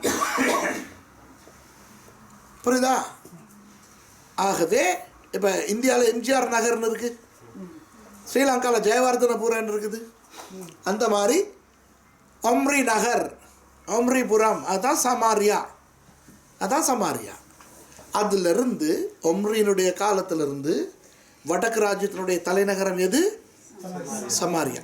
இப்போ இனி நீங்கள் 1 ராஜாக்கள் 2 ராஜாக்கள் 1 நாளாகமம் 2 நாளாகமம் வாசிக்கும்போது இந்த நான் சொல்ல போகிற இந்த சொற்கள் நீங்கள் கண்டிங்கன்னா அது அந்த வடக்கு ராஜ்யத்தை தான் குறிக்கும். ஓகேயா? முதலாவது இஸ்ரவேல். ஆமாம். இப்போ சவுல், தாவீது, சாலமோன் காலத்தில் இஸ்ரவேல்னா முழு இஸ்ரவேலையும் குறிக்கும். ஆனால் சாலமோனுக்கு பிறகு தேசம் பிரிஞ்சிச்சே. தேசம் பிரிஞ்சதுக்கு பிறகுலேருந்து நீங்கள் இஸ்ரவேல் புத்திரர் அப்படின்னு பார்த்தீங்கன்னா அதில் யூதா பெஞ்சமின் கோத்திரம் இல்லை. புரியுதா? சமஸ்த இஸ்ரவேல்னு வரவே வராது, அந்த டைமில் வராது. அதனால் அதை பற்றி கேள்வியே இல்லை. அப்படி ஒரு சொல் வர சான்ஸே இல்லை. இஸ்ரவேல்னு வரும். இஸ்ரவேல்னு வந்தால் வடக்கு ராஜ்யம் மட்டும்தான். சாலமோனுக்கு முந்தியாக இருந்தால் முழு இஸ்ரவேலையும் தான் இஸ்ரவேல் குறிக்கும். புரியுதா? அப்போ நீங்கள் இஸ்ரவேல் புத்திரர் அப்படின்னு நீங்கள் வாசிச்சிங்கன்னா தெரிஞ்சுக்கிறங்க, வடக்கு ராஜ்யத்தை பற்றி தான் நீங்கள் படிக்கிறீங்க. வடக்கு ராஜ்யத்தை குறிக்கிற இன்னொரு சொல் என்ன தெரியுமா? சமாரியா. ஏன்னா அது அவர்களுடைய தலைநகரம். இப்போ நீங்கள் தமிழாக்கள் அடிக்கடி லண்டன் தேசம்னு சொல்கிறீங்கன்னா என் காதில் விழுந்திருக்கு. சொல்கிறீங்க தானே? லண்டன் தேசமா? இங்கிலாந்து தான் தேசம், லண்டன் தலைநகரம். ஏன்? பொதுவாக ஒரு தேசத்தை குறிக்கிறதுக்கு அதனுடைய தலைநகரத்தையும் சொல்லலாம். இப்போ நான் வெளிநாட்டுக்கு, நான் இந்தியாவுக்கு போகும்போது ஜனங்க என்ன கேட்பாங்க தெரியுமா? நிறைய பேர், எல்லாருமே இல்லை, நிறைய பேர், நீங்கள் கொழும்பா? அவனுக்கு நான் கொழும்பு இல்லைப்பா, நான் கண்டினா அவனுக்கு அது புரியாது. ஏன்னா இந்தியாவில் வாழ்கிறவங்களுக்கு ஸ்ரீலங்கா ஒரு குட்டியோண்டு தீவு. கொழும்புனா முழு ஸ்ரீலங்காவும் கொழும்புன்னு நினச்சிக்கிட்டு இருக்கான். கொழும்புலேருந்து 3 மணி நேரம் போகணும் என் இடத்துக்கு. ஆனால் அவங்கள பொறுத்த வரைக்கும் கொழும்பு தான் ஸ்ரீலங்கா, ஸ்ரீலங்கா தான் கொழும்பு, இல்லையா? பாரிஸ் தேசத்திலே வாழ்ந்து கொண்டிருக்கும் ஜனங்களே, பாரிஸ் தேசமோ பிரான்சினுடைய தலைநகரம். அது மாதிரி சமாரியா அப்படின்னு சொல்கிறது எதை குறிக்கும்? முழு வடக்கு ராஜ்யத்தையும் குறிக்கும். ஓகேயா? 3வது எப்ராயிம் புத்திரர்களே அப்படின்னா எப்ராயிம் கோத்திரம்னு மட்டும் நினச்சிடக்கூடாது. 10 கோத்திரங்கள் சொன்னேனே, அந்த 10 கோத்திரங்கள் ஆக பெரிய கோத்திரம் எப்ராயிம். அதில் தான் கூட ஜனங்க இருந்தாங்க. ஆகவே எப்ராயிம். பாஷான் அப்படின்னு சொன்னாலும் அவங்க தான். ஏன்? இவங்க தான் பாஷான் ஏரியாவில் இருந்து நிறைய மாடுகளை வளர்த்து, பாஷான் மாடுகள்னா யாருக்கு? சங்கீதத்தில் அதுதான் அவங்க வடக்கு ராஜ்யத்தை தான் குறிக்கும். ஓகே, ஆகவே ஏசாயா நிறைய ஏசுவார் அதில் பாஷானின் மாடுகளே. ஓகே, அப்போ இஸ்ரவேல், எப்ராஹிம், சமாரியா இதெல்லாம் அந்த வடக்கு ராஜ்யத்தை குறிக்கும். இப்போ கிறிஸ்துவுக்கு முன் 722ஆம் ஆண்டு அசீரியர்கள் இஸ்ரவேலை தாக்கி, இஸ்ரவேல்னா யாருன்னு இப்போ உங்களுக்கு தெரியும் இல்லையா? முழு இஸ்ரவேலும் இல்லை, வடக்கு ராஜ்யம் தாக்கி அவங்கள இல்லாமாக்கிட்டாங்க. எப்படி இல்லாமாக்குனாங்கன்னா, அவங்கள அழிச்சு போடலை, கொஞ்சம் பேரை மிச்சம் வச்சுட்டு முழு பேரையும் கொண்டு போய் ஒவ்வொரு இடங்களில் அவங்க பிடிச்ச மற்ற நாடுகளில் போட ஆரம்பித்தாங்க. இந்த அசீரியர்களுடைய சில மன்னர்கள் பேர் உங்களுக்கு தெரியுமா? ஷல்மனேஸ்வர், நீங்கள் பைபிள் வாசிச்சா ஷல்மனேஸ்வர்னு வாசிப்பீங்க. செனகெரிப், யார் சொன்னது? செனகெரிப் இந்த எசேக்கியா ராஜா யூதா ராஜ்யத்தை ஆட்சி செய்த காலத்தில் எசேக்கியா ராஜாவுக்கு வாலாட்ட பார்த்தவன் தான் அசீரிய மன்னன் செனகெரிப். ஷல்மனேஸ்வர், செனகெரிப் இவங்கெல்லாம் அசீரிய மன்னர்கள். அசீரியா ஒரு பெரிய சாம்ராஜ்யம். அந்த அசீரியர்கள் கிறிஸ்துவுக்கு முன் 722 ஹொஷியா அப்படிங்கிற அவங்களுடைய ஒரு மன்னனுடைய காலத்தில், வடக்கு ராஜ்யத்தினுடைய மன்னன் காலத்தில் இவங்க வந்து இஸ்ரவேலை இல்லாமல் ஆக்கிட்டாங்க. இந்த பாயிண்ட்டை நல்லா கேட்டுக்கிறேங்க, ரொம்ப முக்கியம். என்னன்னா, இவங்க அடிமைகளாக அசீரியாவுக்கு கொண்டு போகலை. அசீரியர்கள் என்ன செஞ்சாங்க? தேசமாக பிடிச்சிக்கிட்டு இருந்தாங்க. ஒரு பொய்க்கு ஒரு பேச்சுக்கு சொல்கிறேன்.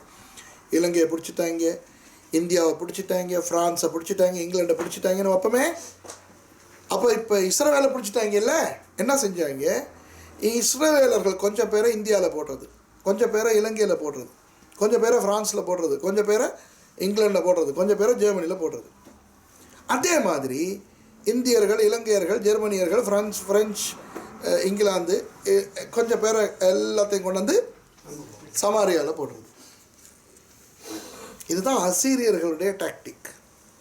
அவங்க எந்த நாடுகளை பிடிச்சாங்களோ, சொல்லுவோமே 25 நாடு பிடிச்சாங்கன்ட்டு, 25 நாடுகளையும் சேர்ந்த ஜனங்களை மசாலாவாக்கி 25 நாடுகளையும் போடுறது.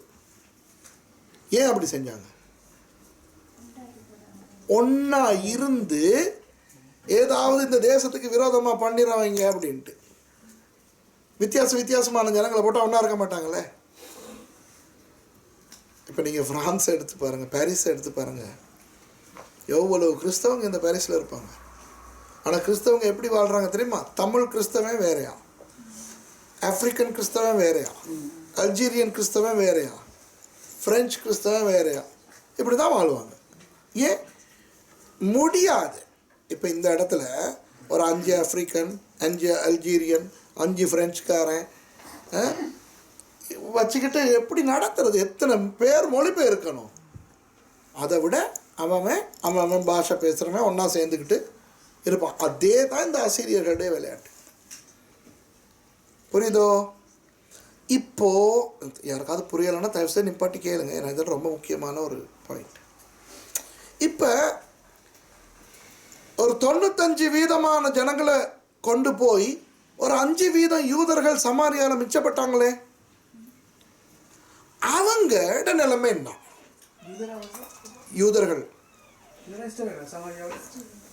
யூதர்கள்னு சொல்லலாம் தானே அவங்கள? இஸ்ரவேலர்கள், சரி இஸ்ரவேலர்கள்னு சொல்லுவோமே. யூதர்கள் தானே இஸ்ரவேலர்கள். எபிரேயர்கள், இஸ்ரவேலர்கள், யூதர்கள் எல்லாமே ஒரே ஆக்கள் தான். இப்போது இந்த இஸ்ரவேலர்கள் கொஞ்சம் பேரை மிச்சம் வச்சான்ல அசீரியன், அவங்களோட நிலைமை என்ன? அடிமை இல்லை, அடிமை கிடையாது. என்னையா? தலைவர்களை ஏற்படுத்தல, அப்படியே இல்லை. என்னது?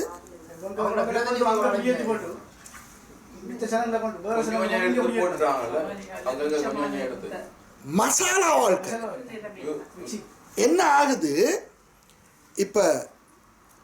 இவங்க பார்க்குறாங்க அந்த நாட்டுக்காரன் சிரியன், அப்புறம் ஏதோமியன், அப்புறம் மோவாபியன், அம்மோனியன், இப்படி ஊர்பட்டவங்க வந்து இப்போ எல்லாம் ஒன்றா சமாரியாவில் வாழும்போது இது ஒரு மசாலா குரூப்பாக மாறிடுச்சு.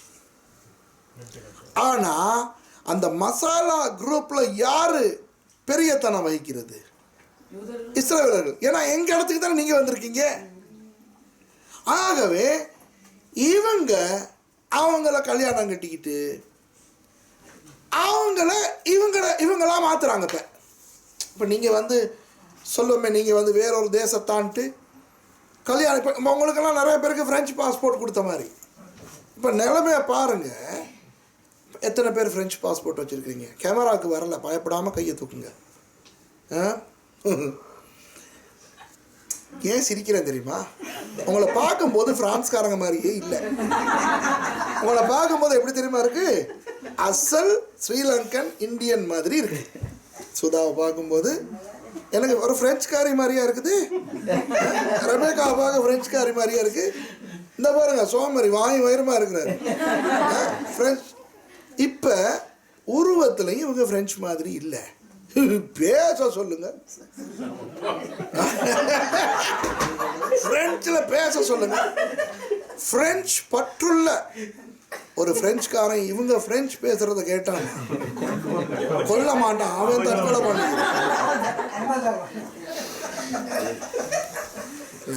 நீங்க எல்லாம் பிரெஞ்சு இல்லை, நீங்க பிரெஞ்சு சிட்டிசன் ஆயிட்டீங்க.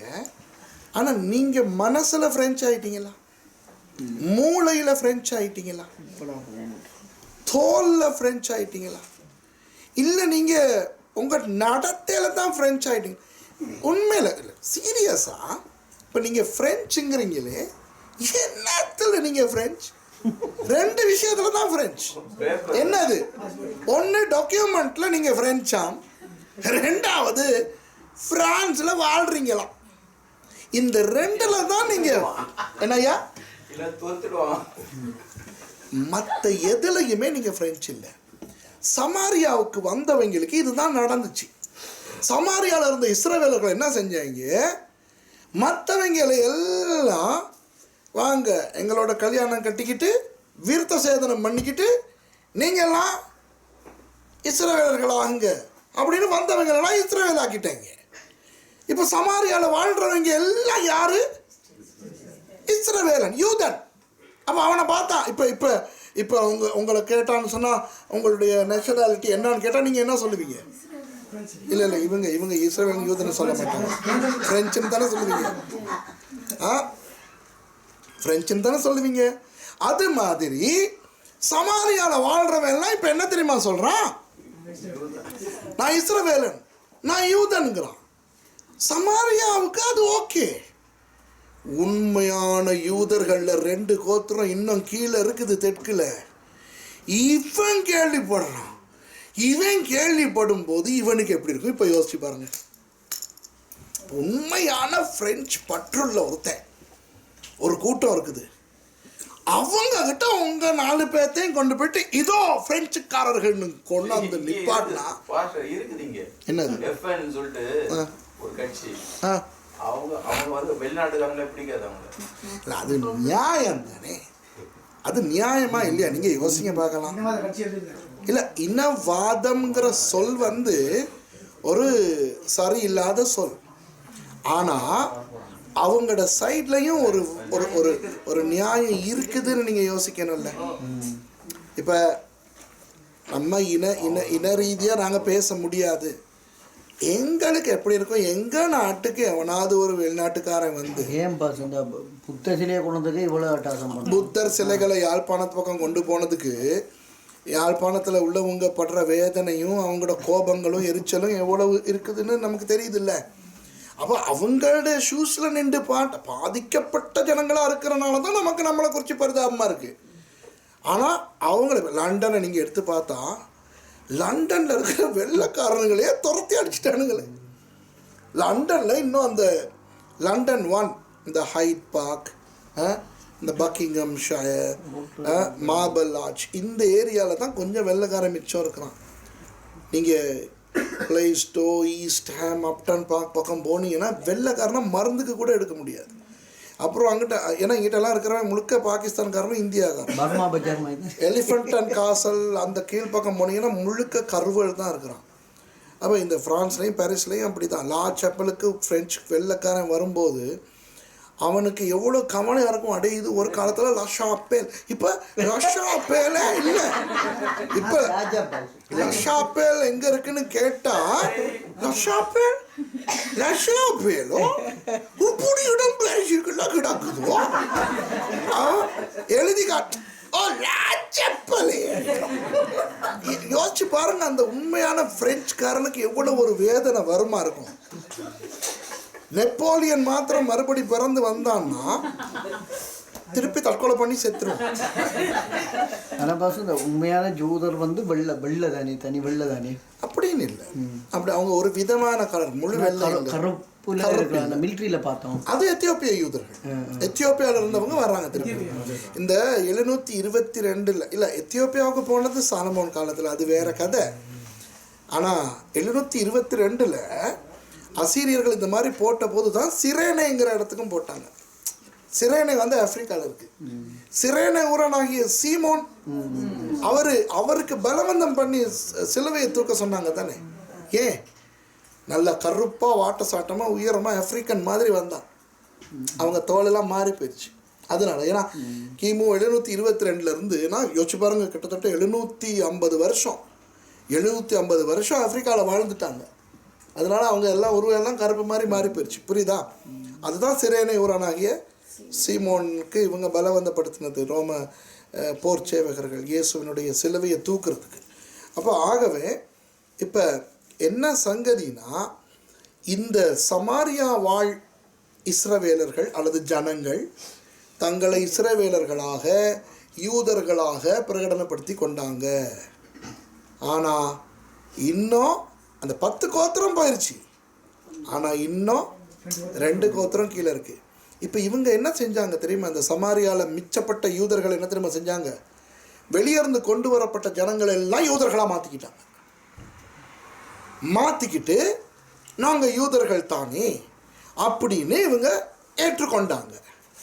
ஏற்றுக்கொண்டுட்டு இப்போ நம்ம ஒரு நாடாக இல்லை தானே. இப்போ நம்மளோட ஜனங்களில் மிச்சம் இருக்கிறது இந்த தெற்கு ராஜ்யம் மட்டும்தானே. அது பாதிக்கப்படலையே. சமாரியாவில் இருக்கிற யூதர்கள் நைஸாக எருசலேமோட ஒப்புரவாகிறதுக்கு வந்தாங்க. ஹலோ, விளங்குதா அவங்களுக்கு? இன்னும் இந்த யூதா கோத்திரமும் பெஞ்சமின் கோத்திரமும் சேர்ந்த தெற்கு ராஜ்யம் ராஜ்யமாக இருக்குது. அப்போ நம்ம ஜனங்களை இவங்க கொண்டு போய் எங்கெங்கெல்லாம் சிதறடிச்சிட்டான். ஆகவே இனி எங்களுடைய ஜனங்கள்னு சொல்லி இருக்கிறது எருசலேம் வாழ் யூதர்கள் தானே. இனி நாங்கள் அவங்களோட சமாதானமாகுவோன்னு சொல்லிட்டு இவங்க வந்தாங்க. எருசலேம் வாழ் யூதர்களை ஏற்றுக்கொண்டாங்களா? இல்லை. என்ன தம்பி? அதாவது அவங்கள வந்து பல தேசங்களுக்கு அனுப்புறான்னு சொல்றீங்க. அவங்க எப்படி பல தேசங்களுக்கு போக முடியும்? அவங்க அசீரியர் எல்லா ராஜ்யங்களும் ஆடல. அசீரியர்கள் தான் ராசா மொத்த உலகத்தின் சகல ராஜ்யங்களையும் கைப்பற்றினவங்க. அசீரியர்கள் தான் உலகத்தின் முதல் சாம்ராஜ்யம். மற்றவங்களை அடிச்சு எகிப்தெல்லாம் பெரிய ராஜ்யங்களாக இருந்ததுக்கு எகிப்து போயிட்டு வேற எங்கேயும் ஆளலை. பாபிலோன் பிறகுதான் வந்துச்சு. உலகத்தில் மொத்த ஒரு தேசம் மற்ற தேசங்களை கைப்பற்றி ஆள ஆரம்பிச்சாங்கன்னா மொத்த அதை செஞ்சது அசீரியர்கள். ரெண்டாவதாக செஞ்சது பாபிலோனியர்கள் அசீரியர்களை அடித்து அந்த நாடுகள்லாம் பிடிச்சிக்கிட்டாங்க. மூணாவது மேதியர்களும் பேர்சியர்களும் சேர்ந்து பாபிலோனியாவை அடித்து நாடுகளை பிடிச்சிக்கிட்டாங்க. அவங்க பிடிச்சிக்கிட்ட போது அவங்களுக்கு கீழே இருந்த நாடுகளினுடைய தொகை 127. கிறிஸ்துவுக்கு முன் 334 அலெக்சாண்டர் மன்னன் பெர்ஷியாவை அடித்து அவலத்தையும் கைப்பற்றி கொண்டான். புரியுதோ? கிறிஸ்துவுக்கு முன் 64 ரோமர்கள் கிரேக்கர்களை அடித்து பிடிச்சிக்கிட்டாங்க. சிறிய நாடு இல்லை, அசீரியாங்கிறது ஈரான் ஈராக் அந்த ஏரியாவில் இருந்த ஒரு நாடு. இப்போ இல்லை. பாபிலோனியா ஈராக், பெர்ஷியா ஈரான் அந்த ஏரியாவில் தான் அசீரியாவும் இருந்துச்சு. இப்போ இல்லை. நினிவே அவங்களுடைய தலைநகரம். அதான் ஈராக்கிட ஒரு சைடில் இருக்கு. ஆமாம், புரியுதோ? அப்போது அசீரியர்கள் செஞ்ச வேலை இப்போ புரியுது அவங்களுக்கு. ஆனால் அப்படி தூர வீசப்பட்ட யூதர்கள் இருக்காங்களே, வேறு வேறு இடங்களுக்கு போய் போடப்பட்ட யூதர்கள் அந்த தேசங்களோட கலக்கலை. அதுதான் மிரக்கல். அவங்க கலக்கலை, அவங்க எல்லாம் தான் சேர்ந்து 1948 மே மாதம் 14 உள்ளே வந்தாங்க. ஏன்னா 48 இஸ்ரவேல் தேசமாக வந்தபோது, புரியுதாரா சார்? ஆனால் சமாரியாவில் இருந்த யூதர்கள் குழப்பிக்கிட்டாங்க. வெளியே இருந்து வந்தவங்களெல்லாம் கல்யாணம் கட்டி எல்லாம் பண்ணி தங்களுடைய அந்த யூத தன்மையவே இல்லை, சும்மாவே அவங்க விற்கிற ஆராதனைக்காரங்க தான். ஆனால் இந்த செதறடிக்கப்பட்டு போனாங்களே யூதர்கள், அவன் போன இடத்துல உண்மையான யூதனாக மாற தொடங்கிட்டான். ஏன்? வைராக்கியம் இல்லை, வேதனை.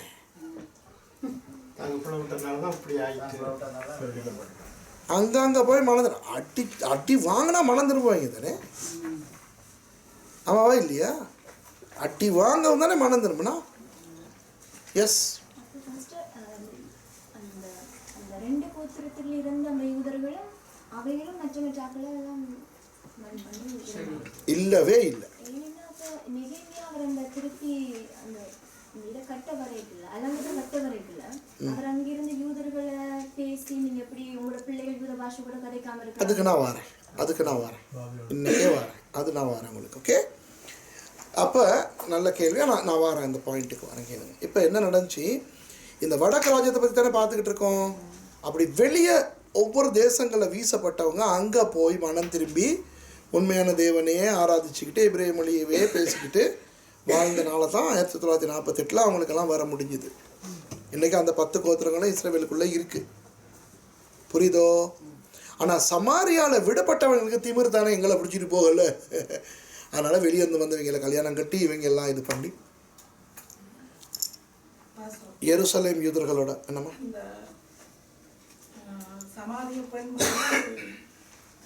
அதுக்கும் நான் வர்றேன், அதையே நான் சொல்ல போகிறேன் இன்னைக்கு. ஓகேயா? இப்போ சமாரியர்கள் உங்களுக்கு புரியுதா யாருன்னு? இவங்க தங்களுடைய யூதத்தன்மையை கெடுத்துக்கிட்டு அந்நியர்களோட தங்களை கலக்க வச்சு இவங்க எருசலேமோட ஒப்புரவாக வந்தாங்கோ. எருசலேம் யூதர்களை ஏற்றுக்கொண்டாங்களா? ஏற்றுக்கொள்ளாதனால இவங்க திமிரு பிடிச்சி என்ன தெரியுமா செஞ்சாங்க? எங்களுக்கும் டோரா ஞாபகம் இருக்குன்னு இவங்க ஒரு டோராவை எழுதிக்கிட்டாங்க. அதுக்கு பேர் சமாரிய பஞ்சாகமம், சமாரிட்டன் பென்டடுக். ஆதியாகமம், யாத்திராகமம், லேவியராகமம், என்னாகமம், உபாகமம் இருக்குல்ல, அவங்க எழுதிக்கிட்டாங்க. அது பயங்கர குழப்பமாக இருக்கும், புரியுதா? ரொம்ப கேவலமான ஒன்று. அவங்க ஆண்டவருடைய மலையை எதை கும்பிட ஆரம்பித்தாங்க தெரியுமா? கெரிசீம்ங்கிற மலையை. சமாரியாவில் இருக்குது கெரிசீம், இன்றைக்கும் இருக்குது அந்த மலை. இதனால யூதர்களுக்கு எவ்வளவு கோபம்னா, சமாரியா மேலே சும்மா கோபம் இல்லை, ஒரு அருவருப்பே வந்துருச்சு. சமாரியானாலே இவங்களுக்கு இந்த முஸ்லீமுக்கு பண்டிகை கண்ட மாதிரி. சமாரியானா வெறுக்க தொடங்கினாங்க. சமாரியர்கள் இஸ்ரவேலுக்குள்ள யூதாவுக்குள்ள வரவே விட மாட்டாங்க. இவங்களும் அப்படியே சமாரியா. இப்போ என்னைய பாருங்களேன், எருசலேம் இங்கே இருக்குது, எருசலேம் இங்கே இருக்குது, கலிலேயா இங்கே இருக்குது, சமாரியா எங்கே இருக்குது? நடுவில். எருசலேம் பக்கம் இருந்து கலிலேயா போகிறதா இருந்தால் சமாரியாவை தாண்டி போகணும், போக மாட்டாங்க. என்ன செய்வாங்க? எருசலேம்லேருந்து ரொம்ப கஷ்டப்பட்டு யோப்பா வரைக்கும் போய் கடற்கரை வழியே சிசரியா வழியால் ஹைஃபா வரைக்கும் நடந்து அங்கேருந்து மெகிடோ பள்ளத்தாக்கு வழியால் கலிலேயாவுக்கு வருவாங்க. அல்லது எருசலேம்லேருந்து இந்த பக்கம் எரிகோ வரைக்கும் இறங்கி போய் யோர்தான் நதியோட மேலே நடந்து கலிலேயாவுக்கு போவாங்க. புரியுதா உங்களுக்கு? புடி மூக்க தொடுற மாதிரி. அப்போ இந்த எருசலேம் யூதர்கள் கலிலேயாவுக்கு போகிறதா இருந்தாலோ கலிலேயாவிலேருந்து இங்கே வரதா இருந்தாலோ சமாரியா வழியால் போகவே மாட்டாங்க. சமாரியன்னா அவ்வளோ ஒரு அந்நிய ஜாதியினர் கூட பரவாயில்ல, ஆனால் சமாரியன் அசுத்தம். ஏன்னா அவன் தன்னை யூதன் சொல்லிக்கிறான், ஆனால் எல்லாத்தையும் குழப்பிக்கிட்டான். ஆண்டவரை குழப்பிக்கிட்டான், நியாயப்பிரமாணத்தை அவனே விருப்பமானதை எழுதிக்கிட்டான். சமாரியன்னா அருவருப்பு. புரியுதா? என்ன பிரச்சனை? இல்லைம்மா, அவர் வந்தது கிலேயாத்துல இருந்து, யோர்தானுக்கு அந்த பக்கம். ஆனால் சமாரியாவுக்கு போய் தான் பேசினார். ஏன்னா ஆகாப் இருந்தது சமாரியா. என்ன என்ன பெரிய ஊழியம் வந்து திட்டிட்டு போனது. ஐயா என்ன சமாரியாவுக்கு வந்து எலியா என்ன வாழ்ந்தாரா? கட்டான்னு வந்தாரு. வந்து டேய் படவா, நான் சொல்கிற வரைக்கும் மழை பெய்யாதுடானாரு. இங்கே ரிட்டர்ன் ஆகிட்டாரு கேரித்துக்கு. அப்புறம் அங்கேருந்து சீதோனுக்கு போனார். 3.5 வருஷத்துக்கு பிறகு இறங்கி வந்தார். வந்து என்ன செஞ்சார்? என்ன நான் வீடு கட்டி குடும்பம் நடத்தினாரா? வந்து கொண்டாடி தீர்க்கதரிசிகளெல்லாம் சொல்லி கர்மேலில் கொண்டு போயிட்டு மோர்க்காங்கிற இடத்துல அறுன்னு அறுத்து அவங்க 450 பேரை வெட்டி போட்டு கீஷன் பள்ளத்தாக்கில். அப்புறம் வந்துட்டு என்ன செஞ்சார்? ஒரு நைட் தங்க பார்த்தாரு. அதுக்குள்ளே அவ செய்தி அனுப்பிட்டான், விட்டு பிச்சு ஓடிட்டார். பாவம் சமாரியால் ஒரு நைட் கூட அந்த ஆளை தங்க விடலை. என்னமோ அவர் அங்கே வந்து சர்ச் கட்டி ஊழியம் செஞ்ச மாதிரி கேட்குறீங்க, ஒளிஞ்சு இருந்துக்கிட்டு.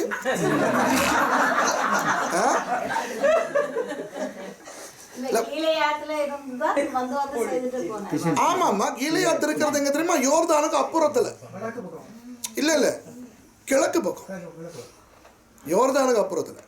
சமாரியால எலியா வாழவே இல்லை. அப்புறம் எல்லாம் முடிச்சுட்டு திரும்ப வந்து எலிசாவை பிடிச்சதும் அந்த ஏரியாவில் இருந்தான். ஆமாம், அதுக்கு பிறகு 13 வருஷம் அவர் தன்னுடைய ஊழியத்தை செஞ்சுட்டு போனார். அவருடைய ஊழியம் முழுக்க ஏகுவெல்லாம் சமாரியா. ஆமாம் ஆமாம் ஆமாம் ஆமாம், வடக்கு ராஜ்யத்துக்கு தான் அவங்க 2 பேருமே ஊழியம் செய்தாங்க. எலியா எலிசா. ஆமாம் ஆமாம், இப்போ கிளியரா? ஆனால் அந்த சமாரியர்கள் அசீரியர்கள் வந்து அடித்ததுக்கு பிறகு, அதெல்லாம் எலியா காலத்துக்கெல்லாம் பிறகு தான் நடந்தது அசீரியர்கள். ஓகேயா? அதுக்கு பிறகு சமாரியர்களை யூதர்கள் வெறுத்தாங்க. இப்போ நீங்கள் சொல்லுங்கள், சமாரியர்கள் நல்லவங்களா? அவங்க மற்றவங்களோட கலக்காமல் எருசலேமுக்கு வந்திருந்தா வேற. சமாரியர்கள் ஆவிக்குரிய விபச்சாரிகள், ஏற்றுக்கொள்றீங்களா? துரோகிகள், ஏற்றுக்கொள்றீங்களா? அருவருப்பானவர்கள், ஏற்றுக்கொள்றீங்களா? மல்கியா 2:11 படி துரோகிகள், அருவருப்பானவர்கள், பரிசுத்த குலைச்சலாக்கின ஜனங்கள். அப்போ ஒரு உவமையில் ஒருத்தன் திமிரா வந்து கேட்குறான் இயேசுக்கிட்ட, நான் என்ன செய்யணும்னு, உன்னை போல ஒன்று அயலான நேசினோன்னு. யார் 2 அயலான்னு அறிவு கட்டத்தனமாக கேட்டான். உடனே இயேசு ஒரு உவமையாக சொன்னார். என்ன உவமை? எருசலேம்லேருந்து எரிகோவுக்கு ஒருத்தன் போகிறான். எல்லாம் யூதர்கள் வாழ்கிற ஏரியா. எருசலேம்லேருந்து எரிகோவுக்கு ஒருத்தன் போகிறான். அப்போ கல்லன் வந்து அவனை அடித்து காயப்படுத்தி போடுறான். ஆசாரியன் பார்த்துட்டு அங்கிட்டு திரும்பிட்டு போகிறான். ஆசாரியன் காப்பாற்றிருக்கணும். லேவியன் பார்த்துட்டு அங்கிட்டு திரும்பிட்டு போகிறான், காப்பாற்றிட்டு போகணும். ஆனால் ஒரு கேவலமான ஒரு ஆவிக்குரிய விபச்சாரி அங்கே வர்றான். யார் அவன்? சமாரியன். அவன் வந்து இவனுக்கு காயம் கட்டி எல்லாம் பண்ணி அங்கே ஒரு விடுதியில் தங்க வச்சுட்டு, நான் திரும்பி வருவேன், அப்போ வேண்டிய காசெல்லாம் நான் கட்டுறேன், இவனை பார்த்துக்கோன்னு சொல்லி போகிறானே படவா. இந்த 3 பேரில் அந்த அடி வாங்கினவனுக்கு யார் அயலான் அப்படின்னு இயேசு அவனை தாக்கி கேட்குறாரு. அவனுக்கு ஒன்றுமே பண்ண முடியலை. அவன் சொல்கிறான், அந்த அந்த அந்த அந்த உதவி செஞ்சவன் தான், அப்படி இருந்தால் அதை போய் செய்ய அப்படின்னு சொல்லி அனுப்புகிறாரு.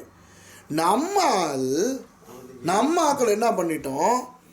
அந்த கதையில் வர்ற சமாரியனை இயேசுவாக்கி நல்ல சமாரியனாக்கிட்டோம். அதாவது நல்ல சமாரியன் இயேசுக்கு சொல்கிறது கிட்டத்தட்ட எப்படி தெரியுமா இருக்குது? நல்ல விபச்சாரியானவரே, நல்ல அருவருப்பானவரே. விளங்குதா? கொடுமாப்பா. அந்த கேரக்டர் நல்லமா இருந்ததுக்கு அவன் சரியில்லை. அவன் செஞ்ச வேலை நல்லமா இருந்ததுக்கு அது சரியில்லை. யோசிச்சு பாருங்க. இப்போ உங்களுக்கு நமக்கு இந்த பின்னணிகள் தெரியாதனால என்ன அழகா இங்கிலீஷில் சர்ச் பேர் good Samaritan church. Jesus the good Samaritan. நல்ல சமாரியன் இயேசு என்னை தேடி வந்தார். நான் காடையும் கல்ச்சரையாக இருந்துட்டு போகிறேன், அதுக்கு ஏன் அவர் நல்ல விபச்சாரியானவர்? அதுதான் மீனிங். கொஞ்சம் இருங்க, இப்போ நீங்கள் உஷுங்கிறீங்க தானே, அதுதான் அர்த்தம். யூதருக்கு சமாரியன்னா யார் தெரியுமா? விபச்சாரிகாரன், அருவருப்பானவன், பரிசுத்த குலைச்சல். அப்போ அதை இயேசு கூப்பிடலாமோ? நம்ம நிறையா அப்படி தெரியாமல் செய்கிறனால நம்ம ஒன்றும் பெரிய நரகத்துக்கு போகிறது இல்லை, அப்படி இல்லை. ஆனால் நான் சொல்கிறேன், எவ்வளோ பயங்கரம். அந்த கேரக்டர் ஒரு விபச்சாரியாக இருந்தால் நீங்கள் நல்ல விபச்சாரி ஆனவரேன்னு சொல்லியிருப்பீங்களா? அந்த மேலே வர்ற கேரக்டர் ஒரு விபச்சாரின்னு வைங்க, செய்வீங்களா? இல்லை. நம்ம தெரியாமல் செய்கிறோம். என்ன செய்ய தெரியாமல் செய்கிறோம். அது அது இயேசு தனக்கு காட்டிக்கிட்ட உண்மையா அல்ல. அது அந்த என்ன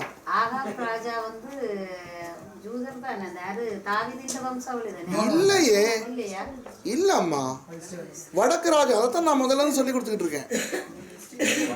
அதாவது ராஜ்யம் பிரிஞ்சது இல்லை, தாவீதினுடைய கோத்திரம் கீழே தெற்கு, அந்த கோத்திரத்தில் ஒருத்தனும் வடக்குல இருக்கல.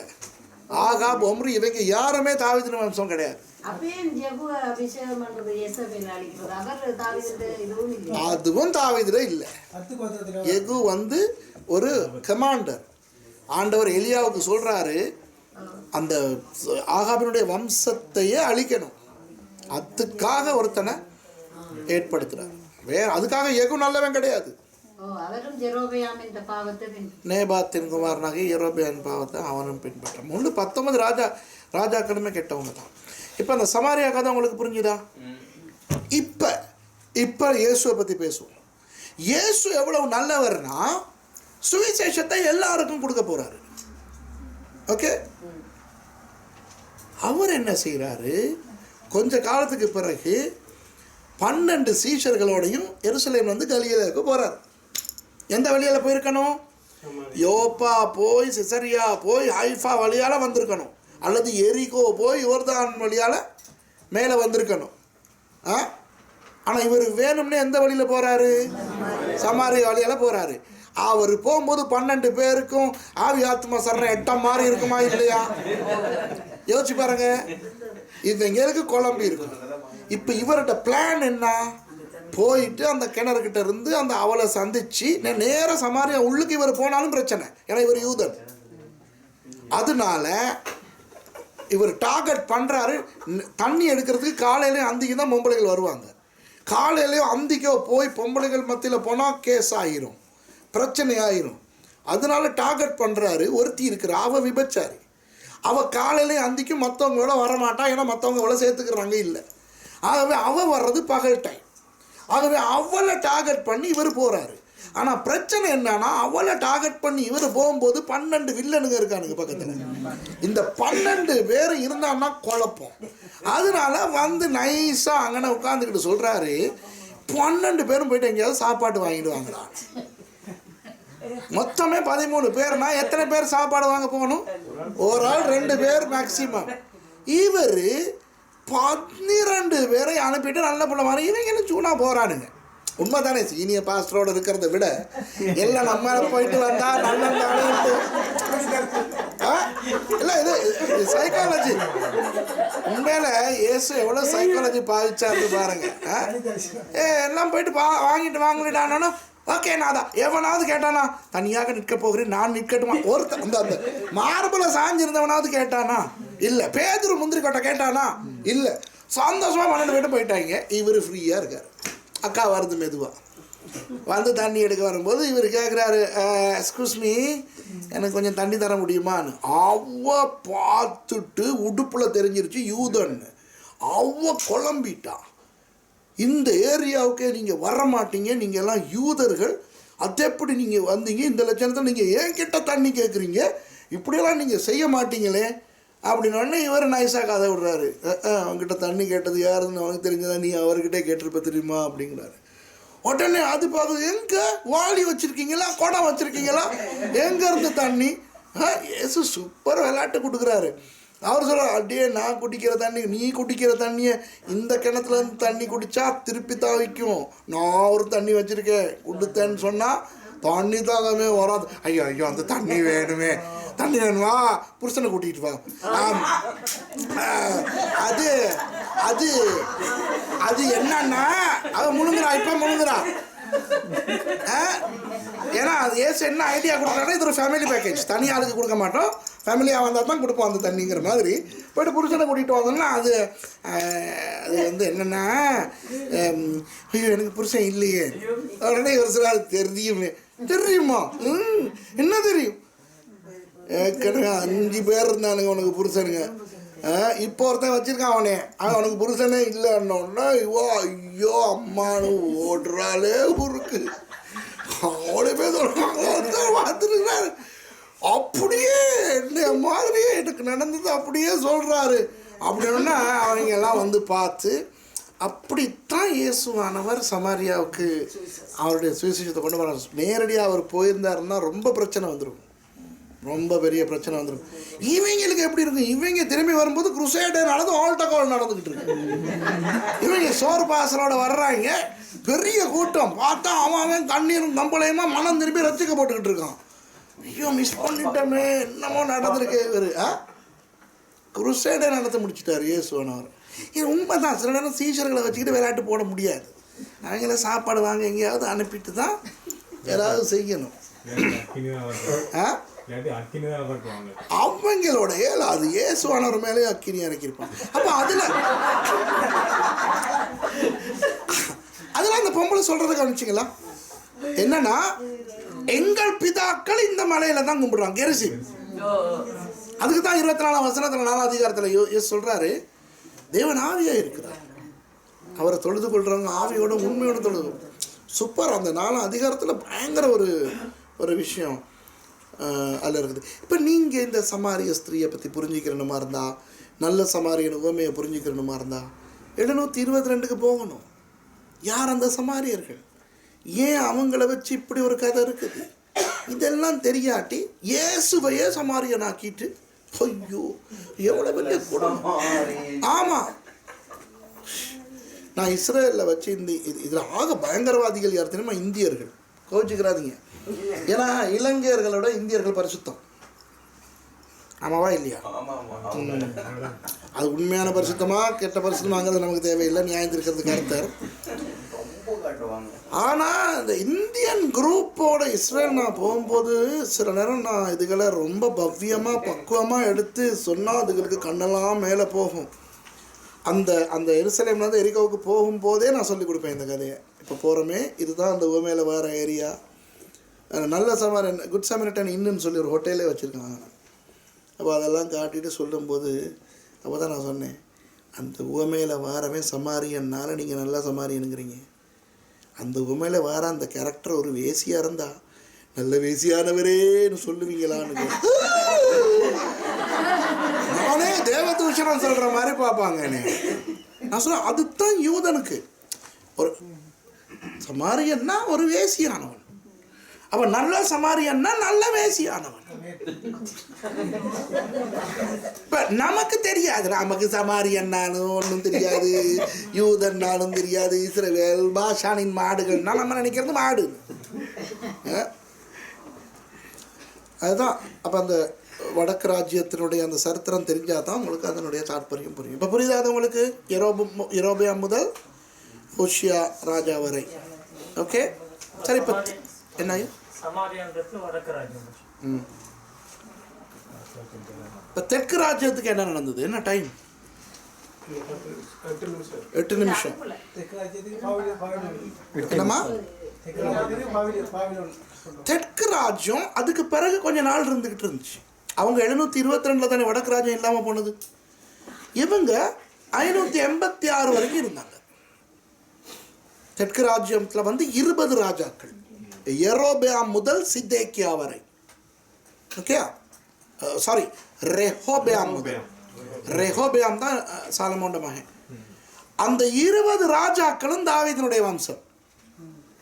அவன்ட மகன் அப்படி தான் ஆண்டாங்க. ரெஹோபெயாம் தொடங்கி சிதேக்கியா ராஜா வரை. சிதேக்கியாவுடைய காலத்தில் தான் பாபிலோனிய ஆக்கிரமிப்பு கடைசியாக நடந்தது. இந்த டேட்ஸுகளை நீங்கள் எழுதிக்கிறீங்க, உங்களுக்கு தேவைப்படும். மொத பாபிலோனிய பாதிப்பு யூதா ராஜ்யத்துக்கு வந்தது 609ஆம் ஆண்டு. 609 கிறிஸ்துவுக்கு முன் 609ஆம் ஆண்டு நேபுகாத் நேச்சார் என்ன செஞ்சான், தன்னுடைய சேனையின் ஒரு பகுதியை அனுப்பி வாலிபர்களை பிடிச்சிட்டு போனான். அதில் தான் தானியேல், அசரியா, மிஷாயல், அனனியா இவங்கெல்லாம் சேர்ந்துக்கிட்டது. இவங்களெல்லாம் பிடிச்சிட்டு போனது. என்னத்துக்கு பிடிச்சிட்டு போனால் அடிமைகளாக வைக்கிறதுக்கு இல்லை, அங்கே 3 வருஷம் படித்து கொடுத்து பாபிலோனிய மொழி, கலாச்சாரம், அரசியல் கற்றுக் கொடுத்து அரசாங்க உத்தியோகம் கொடுக்கறதுக்கு. ஏன்னா யூதர்கள் எப்போவுமே நல்ல ஞானிகள். உங்களுக்கு தெரியுமா, இன்றைக்கி கூட நோபல் பரிசு பெற்றவங்களில் 84 நோபல் பரிசு பெற்றவங்க யூதர்கள். நல்ல ஞானம் இன்றைக்கும். இப்போ நேபுகாத் நேச்சாருக்கு அது தெரியும். ஆகவே அவன் போய்ட்டு யூத வாலிபர்களை பிடிச்சிட்டு வந்து 3 வருஷம் ட்ரைனிங் கொடுத்தான். ராஜா சாப்பிட்ற சாப்பாடு, ராஜா அரண்மனை பக்கத்தில் தான் அவங்களுக்கு குவார்ட்டர்ஸ். 3 வருஷம் கல்தையர்களுடைய மொழி, கலாச்சாரம் எல்லாம் படிக்கணும். அதில் தான் நீங்கள் தானியேல், அசரியா, மிஷாயல், அனனியா அவங்களுடைய பேர் மாற்றப்பட்டதை பார்ப்பீங்க. தானியலுக்கு பெல்டே ஷாத்சார்னு பேர் வச்சாங்க. மற்றவங்களுக்கு ஷாத்ராக், மேஷாக், ஆபேத்நேகோன்னு பேர் வச்சாங்க. நம்ம ஆளுங்க பைபிள் பேர்னு சொல்லி அந்த பேர்களை வைக்கிறாங்க. ஷாத்ராக்னா என்ன தெரியுமா? அகு அப்படிங்கிற சந்திர தெய்வத்தினுடைய கட்டளை ஷாத்ராக். மேஷாக்னா அகு என்ற அந்த சந்திர தெய்வத்துக்கு ஒப்பானவன் யார்? ஆபேத்நேகோனா, நெகோங்கிறது எழுத்து தெய்வம், அந்த எழுத்து தெய்வத்தினுடைய கட்டளை. அப்போ இதெல்லாம் பிசாசு பேருக்கு. புரியுது உங்களுக்கு? தானியேல், அசரியா, மிஷாயல், அனனியாங்கிற தெய்வீக பெயர்களை கொண்டவங்களை பெல்டெஷாத்சார், ஷாத்ராக், மேஷாக், ஆபேத்நேகோன்னு பிசாசு பெயர்களை கொடுத்தான். ஆனால் பைபிளில் இருக்குதுங்கிற ஒரு காரணத்தினால சில பாஸ்டர்மார் விஷயம் தெரியாமல் ஞானஸ்நானத்தின் போது சுப்பிரமணியத்துக்கு ஷாத்ராக்னு வைக்கிறான். ரெண்டுக்கும் வித்தியாசம் எனக்கு தெரியும். சுப்பிரமணியம் இந்து பேர், ஷாத்ராக் வந்து பாபிலோனிய பிசாசு பேர். விளங்குதா? தெரியாத மைக்கேல் வந்து மிகாயல், மிகாயல், மைக்கேல், மிஷேல் இதெல்லாம் ஒன்று. தேவனுக்கு ஒப்பானவன் யார்? எல்லோஹிம் தேவனுக்கு ஒப்பானவன் யார்? அதே மாதிரி அவங்களுக்கு அந்த சாப்பாடெல்லாம் கொடுக்குறாங்க. அப்போ இந்த 4 பேர் சொல்கிறாங்க, எங்களுக்கு இந்த சாப்பாடு சாப்பிட வேண்டாம், பருப்பு இதுகள் மட்டும் எங்களுக்கு தாங்க. அப்புறம் அவன் 10 நாள் ட்ரை ஒன்று கொடுத்து பார்த்தா நல்லா இருக்கிறாங்க இவங்க. அப்புறம் தொடர்ந்து 3 வருஷத்துக்கும் இதே கொடுக்குறாங்க. அப்போ இதெல்லாம் தானியேல் 1ஆம் அதிகாரத்தில். இது 609ஆம் ஆண்டு நடந்தது. அப்போ 609ஆம் என்னம்மா?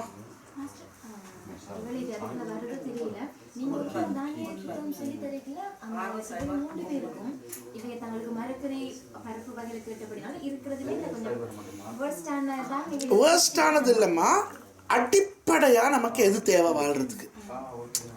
உயிர் வாழ்கிறதுக்கு சாப்பாடு தேவையில்லை. ஆகவே பேசிக்காக நம்ம ராஜாவுடைய, ஏன்னா இவங்க எல்லாம் விற்கிறோம், நாங்கள் நம்ம நாட்டை விட்டு வந்திருக்கோம்.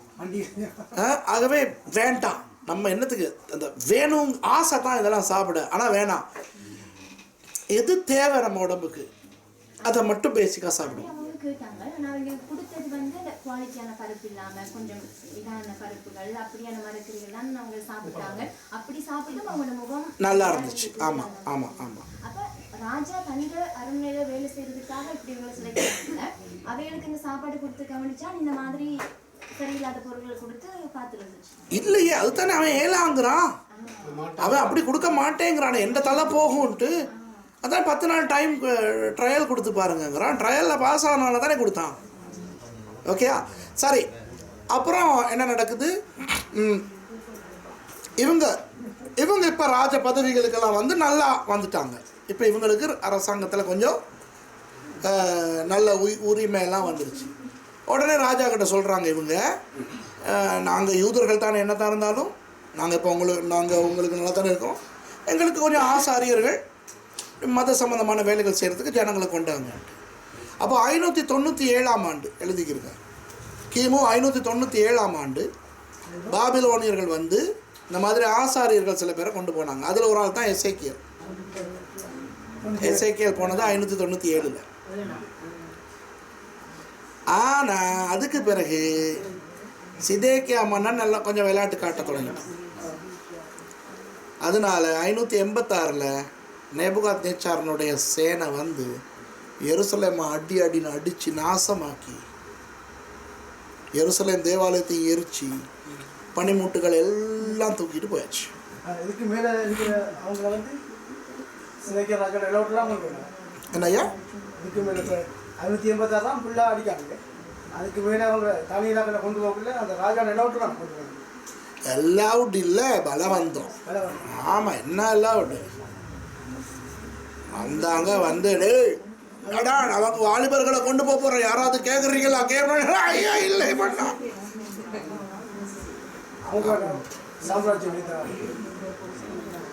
அப்போ சரியா. இப்போ எரேமியாவை பற்றி இவர் கேள்விப்படுறாரு நேபுகாத்நேச்சார். எரேமியான்னு ஒருத்தர் இருக்கிறாராம். அவர் வந்து சொல்கிறாராம், பாபிலோன்லேருந்து ஆண்டவர் கொண்டு வந்து அடிப்பார், நீங்கள்லாம் திருந்துங்க அப்படின்ட்டு. அப்படின்னு எரேமியாவை பற்றி நல்ல நியூஸ் இவருக்கு. ஏன்னா நேபுகாத்நேச்சாருக்கு யூதர்களை பற்றின ஒரு நல்ல மதிப்பு வந்துருச்சு தானியேல், அசரியா, அனனியா, மிஷால் மூலமாக. ஆகவே பிடிச்சி கொண்டாந்தாங்க 597 எசேக்கியேல் மாதிரி ஆக்கள். அவங்களும் நல்ல பேர் எடுத்துட்டாங்க. அப்போ இந்த எரேமியான்னு ஒருத்தர் இருக்காராம், சூப்பர் ஆளாம். அவருடைய ஆண்டவருடைய, ஏன்னா நேபுகாத்நேச்சார் லேசுப்பட்ட ஆள் இல்லையே, நெருப்பில் போட்ட போது வேகாமல் இவங்க இருந்ததெல்லாம் கண்ணால் கண்ட ஆள் தானே. ஆகவே இஸ்ரவேலர்களுடைய தேவன் வல்லவர்னு தெரிஞ்சவன் தானே. அப்போ அந்த தேவனுடைய ஒரு தீர்க்கதரிசி எரேமியான்னு ஒருத்தர் இருந்துக்கிட்டு அவங்க ராஜாவுக்கு விரோதமாக பேசிக்கிட்டு அவங்க தேவன் என்னையே உயர்த்தி இருக்கிறாருன்னெல்லாம் சொல்கிறாராம். அப்படின்னொன்னே எரேமியாவை குறித்து நல்ல ஒரு மதிப்பு. அதனால் பாபிலோன் சேனை வரும்போது அவர் சொல்லி அனுப்புகிறாரு, நீங்கள் அடித்து பிடிச்சி எல்லாம் பண்ணும்போது முதல்ல பாருங்கள் எரேமியான்னு ஒருத்தர் இருப்பார், அவரை தனியாக கூட்டிகிட்டு போய் சொல்லுங்கள், உங்களை ராஜா பாபிலோனுக்கு வரட்டான், நல்ல வீடெல்லாம் கொடுத்து நல்லா வச்சுருக்கிறாராம், இல்லை நீங்கள் இங்கே தான் இருக்கணும்னா பிரச்சனை இல்லையா அப்படின்னு முதல்ல அவருக்கு சான்ஸை கொடுங்கன்னு சொல்கிறாங்க. அப்படி தான் எரேமியாவுக்கு சான்ஸ் கிடைக்குது இருக்கிறதுக்கு. எரேமியா தங்கிடுறாரு. அப்போ யூதா பெஞ்சமின் கோத்திரங்கள் 2 தானே. அப்போ எரேமியா நான் வரமாட்டேன்னு தங்குறாரு தானே. அவரோட சில பேரை விட்டுட்டு போகிறாங்க. யாரை? கொஞ்சம் வயசு போனவங்க, பிள்ளைகள், சுகமில்லாத இவங்களெல்லாம் எரேமியாவோடய வச்சுட்டு போயாச்சு. அவங்களுக்கு ஒரு கவர்னர், ஒரு ஆளுநரை வச்சுட்டு நேபுகாத்நேச்சார் போயிட்டான். இடையில இஸ்மவேல்னு ஒருத்தன், அவன் அந்த ஆபிரகாம் இஸ்மவேல் இல்லை, ஆகாரோட புள்ள இல்லை, இவன் அந்த ஆளுநரை போட்டு தள்ளிட்டான். பாபிலோனியர்களுடைய ஆளுநரை கொண்டுட்டான். கொன்ன உடனே இப்போ எரேமியாவுக்கு தெரியும், ஐயோ இனி நேபுகாத்நேச்சாருடைய இராணுவம் வந்துச்சுன்னா எங்களையும் சேர்த்து அடிச்சிடும்னு இந்த மிச்சம் மீதாரி இருந்த இந்த யூதா பெஞ்சமின் கோத்திரத்தார் சில பேர் இருந்தாங்களே, எல்லாத்தையும் கூட்டிக்கிட்டு எகிப்துக்கு போயிட்டார். எகிப்துக்கு போய் அலெக்சாண்ட்ரியாவில் செட்டில் ஆனாங்க. அப்போ 586க்கு பிறகு யூதா பெஞ்சமின் கோத்திரத்தார் கொஞ்சம் பேர் எங்கே போயிட்டு செட்டில் ஆனாங்க? எகிப்தில், அலெக்சாண்ட்ரியாவில். அந்த பெஞ்சமின் கோத்திரத்தாருடைய வம்சத்தில் வந்தவர் தான் யார்? சவுல், புதிய ஏற்பாட்டு சவுல். அலெக்சாண்ட்ரியாவை சேர்ந்தவர் பெஞ்சமின் கோத்திரத்தான். அதனால தான் அலெக்சாண்ட்ரியாவை நல்லா படித்தவர். ஏன்னா உலகத்தில் பெரிய லைப்ரரி இருந்தது அலெக்சாண்ட்ரியாவில். என்னவா? எகிப்தில் புதிய ஏற்பாட்டு சவுல் அது. புரியுதா? சரிதானே? அப்புறம் டைம் போயிடுச்சா? எவ்வளோ நேரம் இருக்குது? இன்னும் 5 நிமிஷம் இருக்கா? நல்லா கவனிங்க. 586 இவங்க போகிறத குறித்து நிறைய தீர்க்கதரிசிகள் தீர்க்கதரிசனம் சொன்னாங்க. என்ன சொன்னாங்க? 70 வருஷத்தில் திரும்பி வருவீங்கன்ட்டு. ஆனால் 50 வருஷத்துலேயே ஆண்டவர் ஒரு வேலையை செய்தார். 70 வருஷத்தில் திரும்பி வர போகிறாங்க. ஆனால் 50 வருஷத்தில் 536 கழிச்சு பாருங்கள். 586 50 கழிச்சா எத்தனை? 536. 536ஆம் ஆண்டு ஜெருபாபேலுங்கிற ஒரு மனுஷன் யெஷுவா அப்படிங்கிற ஒரு ஆசாரியனோட சேர்ந்து கோரேஸ் மன்னனுடைய அனுமதியோட தேவாலயத்தை கட்ட வரார். மொத்த குரூப் திரும்பி வந்தது. அடிமைகளாக போனவங்க மொதல் குரூப் திரும்பி வந்தது எந்த காலத்தில்? 50 வருஷத்தில். 70 வருஷம் வரைக்கும் அவங்க இருக்கல ஒரு குரூப். 50 வருஷத்தில் திரும்பி வந்தாங்க. சரியோ? 50 வருஷத்தில் திரும்பி வந்தவங்க எதுக்கு வந்தாங்க? ஆலயத்தை கட்டுறதுக்கு வந்து அஸ்திபாரம் போட்டாங்க. அஸ்திபாரம் போட்டுட்டு பார்த்தா சில பேர் மிஸ்ஸிங். எங்க ஈவனுங்க அந்த காடுகளுக்கெல்லாம் போயிட்டு நல்ல நல்ல இடங்களில் விவசாயம்லாம் பண்ணி வீடுகள்லாம் கட்டி வாழ ஆரம்பிச்சிட்டாங்க. என்ற தெய்வமே, 20 வருஷம் வெறும் அஸ்திபாரத்தோட நிற்குது. புரியுதா? அதுக்குத்தான் எஸ்ரா நெகேமியா எல்லாம் வந்து திட்டுனது. இங்கே எல்லாம் இருக்கிறீங்க, இங்கே ஆலயம் இருந்தால் கூட உழைச்சி கொண்டு அந்த பக்கத்தில் போடுறீங்க, எங்கடி போகுது, எல்லாம் கிழிஞ்சிட்டு போகுது இல்லையா அப்படின்ட்டு சொன்னது. அந்த முதல்ல யார் நீங்களாம் கேள்வி கேட்டீங்க? என்ன கேள்வி கேட்டீங்க நீங்கள்? அந்த அந்த அந்த அந்த அவங்களுக்கு தான் அந்த திட்டு விடுது. புரியுதா? கொஞ்சம் அந்த ஆமாம் புரியுதா? அப்புறம் ஒரு மாதிரி தேவாலயத்தை கட்டியாச்சு. அதை பிரதிஷ்டை பண்ணி ஜனங்கள் மொத திரும்பி 70 வருஷம் முடிஞ்சு 516 எஸ்ராவினுடைய தலைமையில் வந்தாங்க. முதல் குரூப் யாரோட தலைமையில் வந்துச்சு? யார்? அந்த செருபாபேல். கவனிங்க, சிதேக்கியா மன்னனுடைய மகன் இருக்காரே செயல்தியல், அவருடைய மகன். அப்போ அடிமைத்தனத்துக்கு போகும்போது ராஜாவா இருந்தவனுடைய பேரன் சிதேக்கியா மன்னனுடைய மகன் செயல்தியல், செயல்தியலுடைய மகன் செருபாபேல், அவருடைய மகன் தான் யாரு? யோசேப்பு. அவருடைய மகன் யாரு? இயேசு. அரச பரம்பரை. அதுதான் நான் புதிய ஏற்பாட்டு ஆய்வில் உங்களுக்கு நிரூபித்தேன். யோசேப்பு எவ்வளோ பெரிய கோடீஸ்வரர் அப்படின்னு. அந்த ஆளை கிழவனாக்கி, அந்த ஆளை பிச்சைக்காரனாக்கி, ஒரு கம்பு கொடுத்து அந்த கம்பை உண்டி அந்த ஆள் வர வச்சு என்ற தெய்வமே. ஆமாம். அப்போ செருபாபேல் யாரு? ராஜாவினுடைய பேரன், தாவீது வம்சம். அவர் தான் 536 வந்து தேவாலயத்தை கட்டுறார்.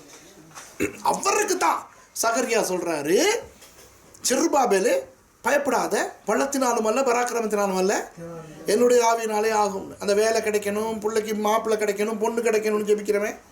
அந்த வசனம் சொல்லப்பட்டது மாப்பிள்ளை பொண்ணுக்கு இல்லை, ஆலயம் கட்டுறதுக்கு.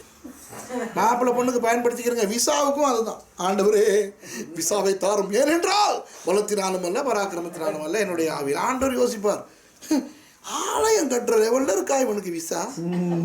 ஆலயம் கட்டுறதுக்கும் கல்யாணம் கட்டுறதுக்கும் எவ்வளோ வித்தியாசம்.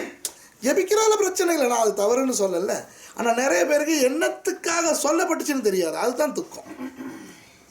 சொல்லப்பட்டது ஆலயம் கட்டுறதுக்காக. செருபாபேல் அப்செட் ஆகினார். எப்படி சாலமோன் மாதிரி ஒரு தேவாலயத்தை கட்ட முடியும்? உடனே ஆகாய் மூலமாக ஒரு தீர்க்க தரிசனம். என்னது? முந்தின ஆலயத்திலும் பிந்தின ஆலயம் மகிமையுடையதாக இருக்கும். செருபாபேல் கட்டின அந்த ஆலயம் தான் இயேசுவின் காலத்தில் இருந்துச்சு. அதான் 2வது ஆலயம். ஓகே.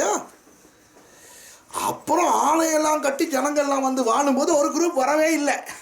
அது பெர்சியாவுக்கு போயிடுச்சு. ஏன்னா முந்தி பாபிலோன் தானே. பாபிலோனை அடித்து பெர்சியா எடுத்த பிறகு சூசான் வந்து ஒரு தலைநகரமாக போயிடுச்சு. முந்தி வந்து பாபிலோன் தானே தலைநகரம். சூசான் அது எங்கே இருக்குது? பெர்சியா, ஈரான், இப்போ உள்ள ஈரான். அப்போ அதில் இருந்த சிலர் தான் இந்த நெகேமியா மாதிரி ஆளுங்க, பானபாத்திரக்காரன். அப்போ என்னது? ஆமாம், அவங்கெல்லாம் சூசானுக்கு முந்தைய போயிட்டாங்க. அங்கே தான் அந்த எஸ்தர் புத்தகம் கதையெல்லாம் நடக்குது. அப்போது எருசலேமுக்கு வந்தவங்க திரும்பி கேள்விப்படுறாங்க, இந்த அலங்க எல்லாம் இடிபட்டிருக்குது, இடிஞ்சு கிடக்குது அப்படின்னு. உடனே அவர் அர்த்த சாட்சியா பெர்மிஷன் கொடுக்குறாரு நெகேமியாவுக்கு. போய் அகாஸ்வேரு, அர்த்த சாட்சியா இதெல்லாம் ஒரே ஆள் தான். சரியா? இந்த பேர் வேறு வேறு மொழிகள் பேர், பெர்ஷியன் பேர் வேறு, மேதியன் பேர் வேறு, ஒரே ஆளுக்கு தான். ஷான், ஜான், யோவான், யோஹான், அந்த மாதிரி. ஓகேயா? சரி, இப்போ திருப்பி அவங்கள கூட்டிகிட்டும் வர்றதை பற்றி பேசிட்டேன். 3 குரூப்ஸில் திரும்பி வந்தாங்க. ரொம்ப காலத்துக்கு பேர்.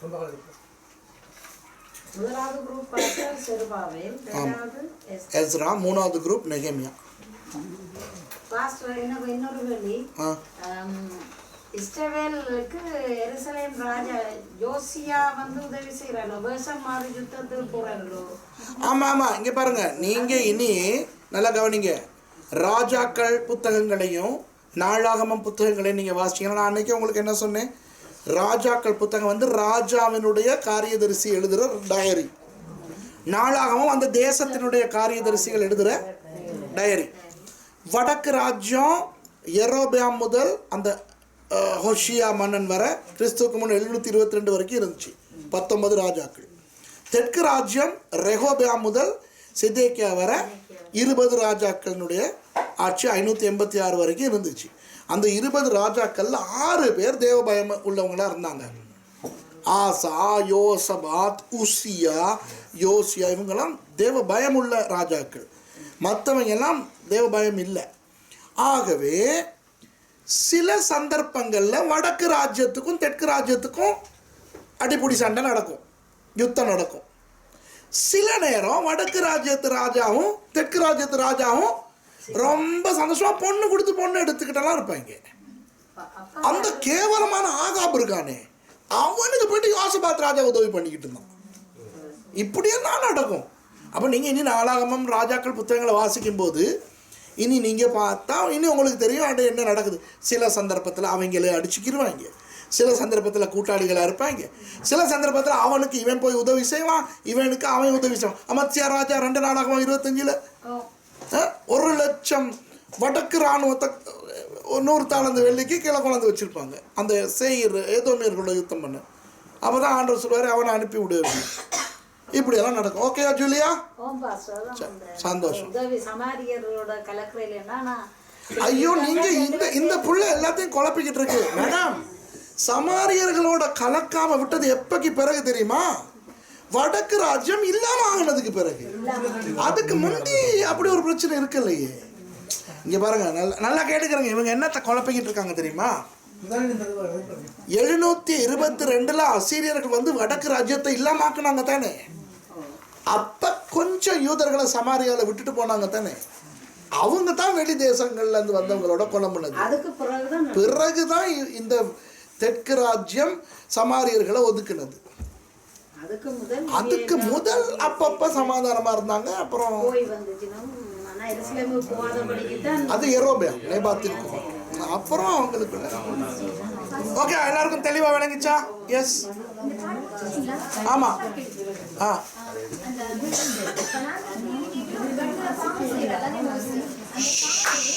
முடியல.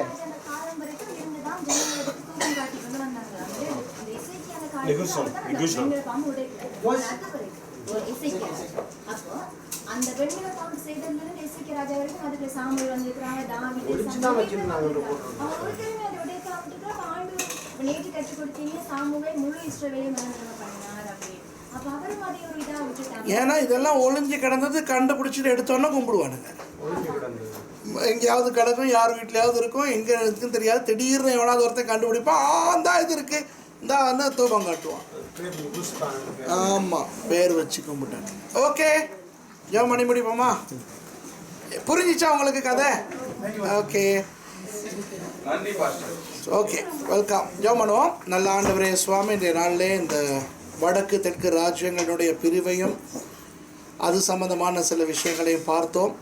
இனி ஆண்டவரே, நாங்கள் இந்த வேதத்தை, இந்த ராஜாக்கள் நாளாகமம் புத்தகங்களை வாசிக்கும் பொழுது இவற்றையெல்லாம் புரிந்து கொள்வதற்கு எங்களுக்கு இவை உதவியாக இருக்க வேண்டும் என்று நான் ஜெபிக்கிறேன். இந்த 7வது பாடத்திலே உங்களுடைய கரம் இருந்ததுக்காய் நன்றி.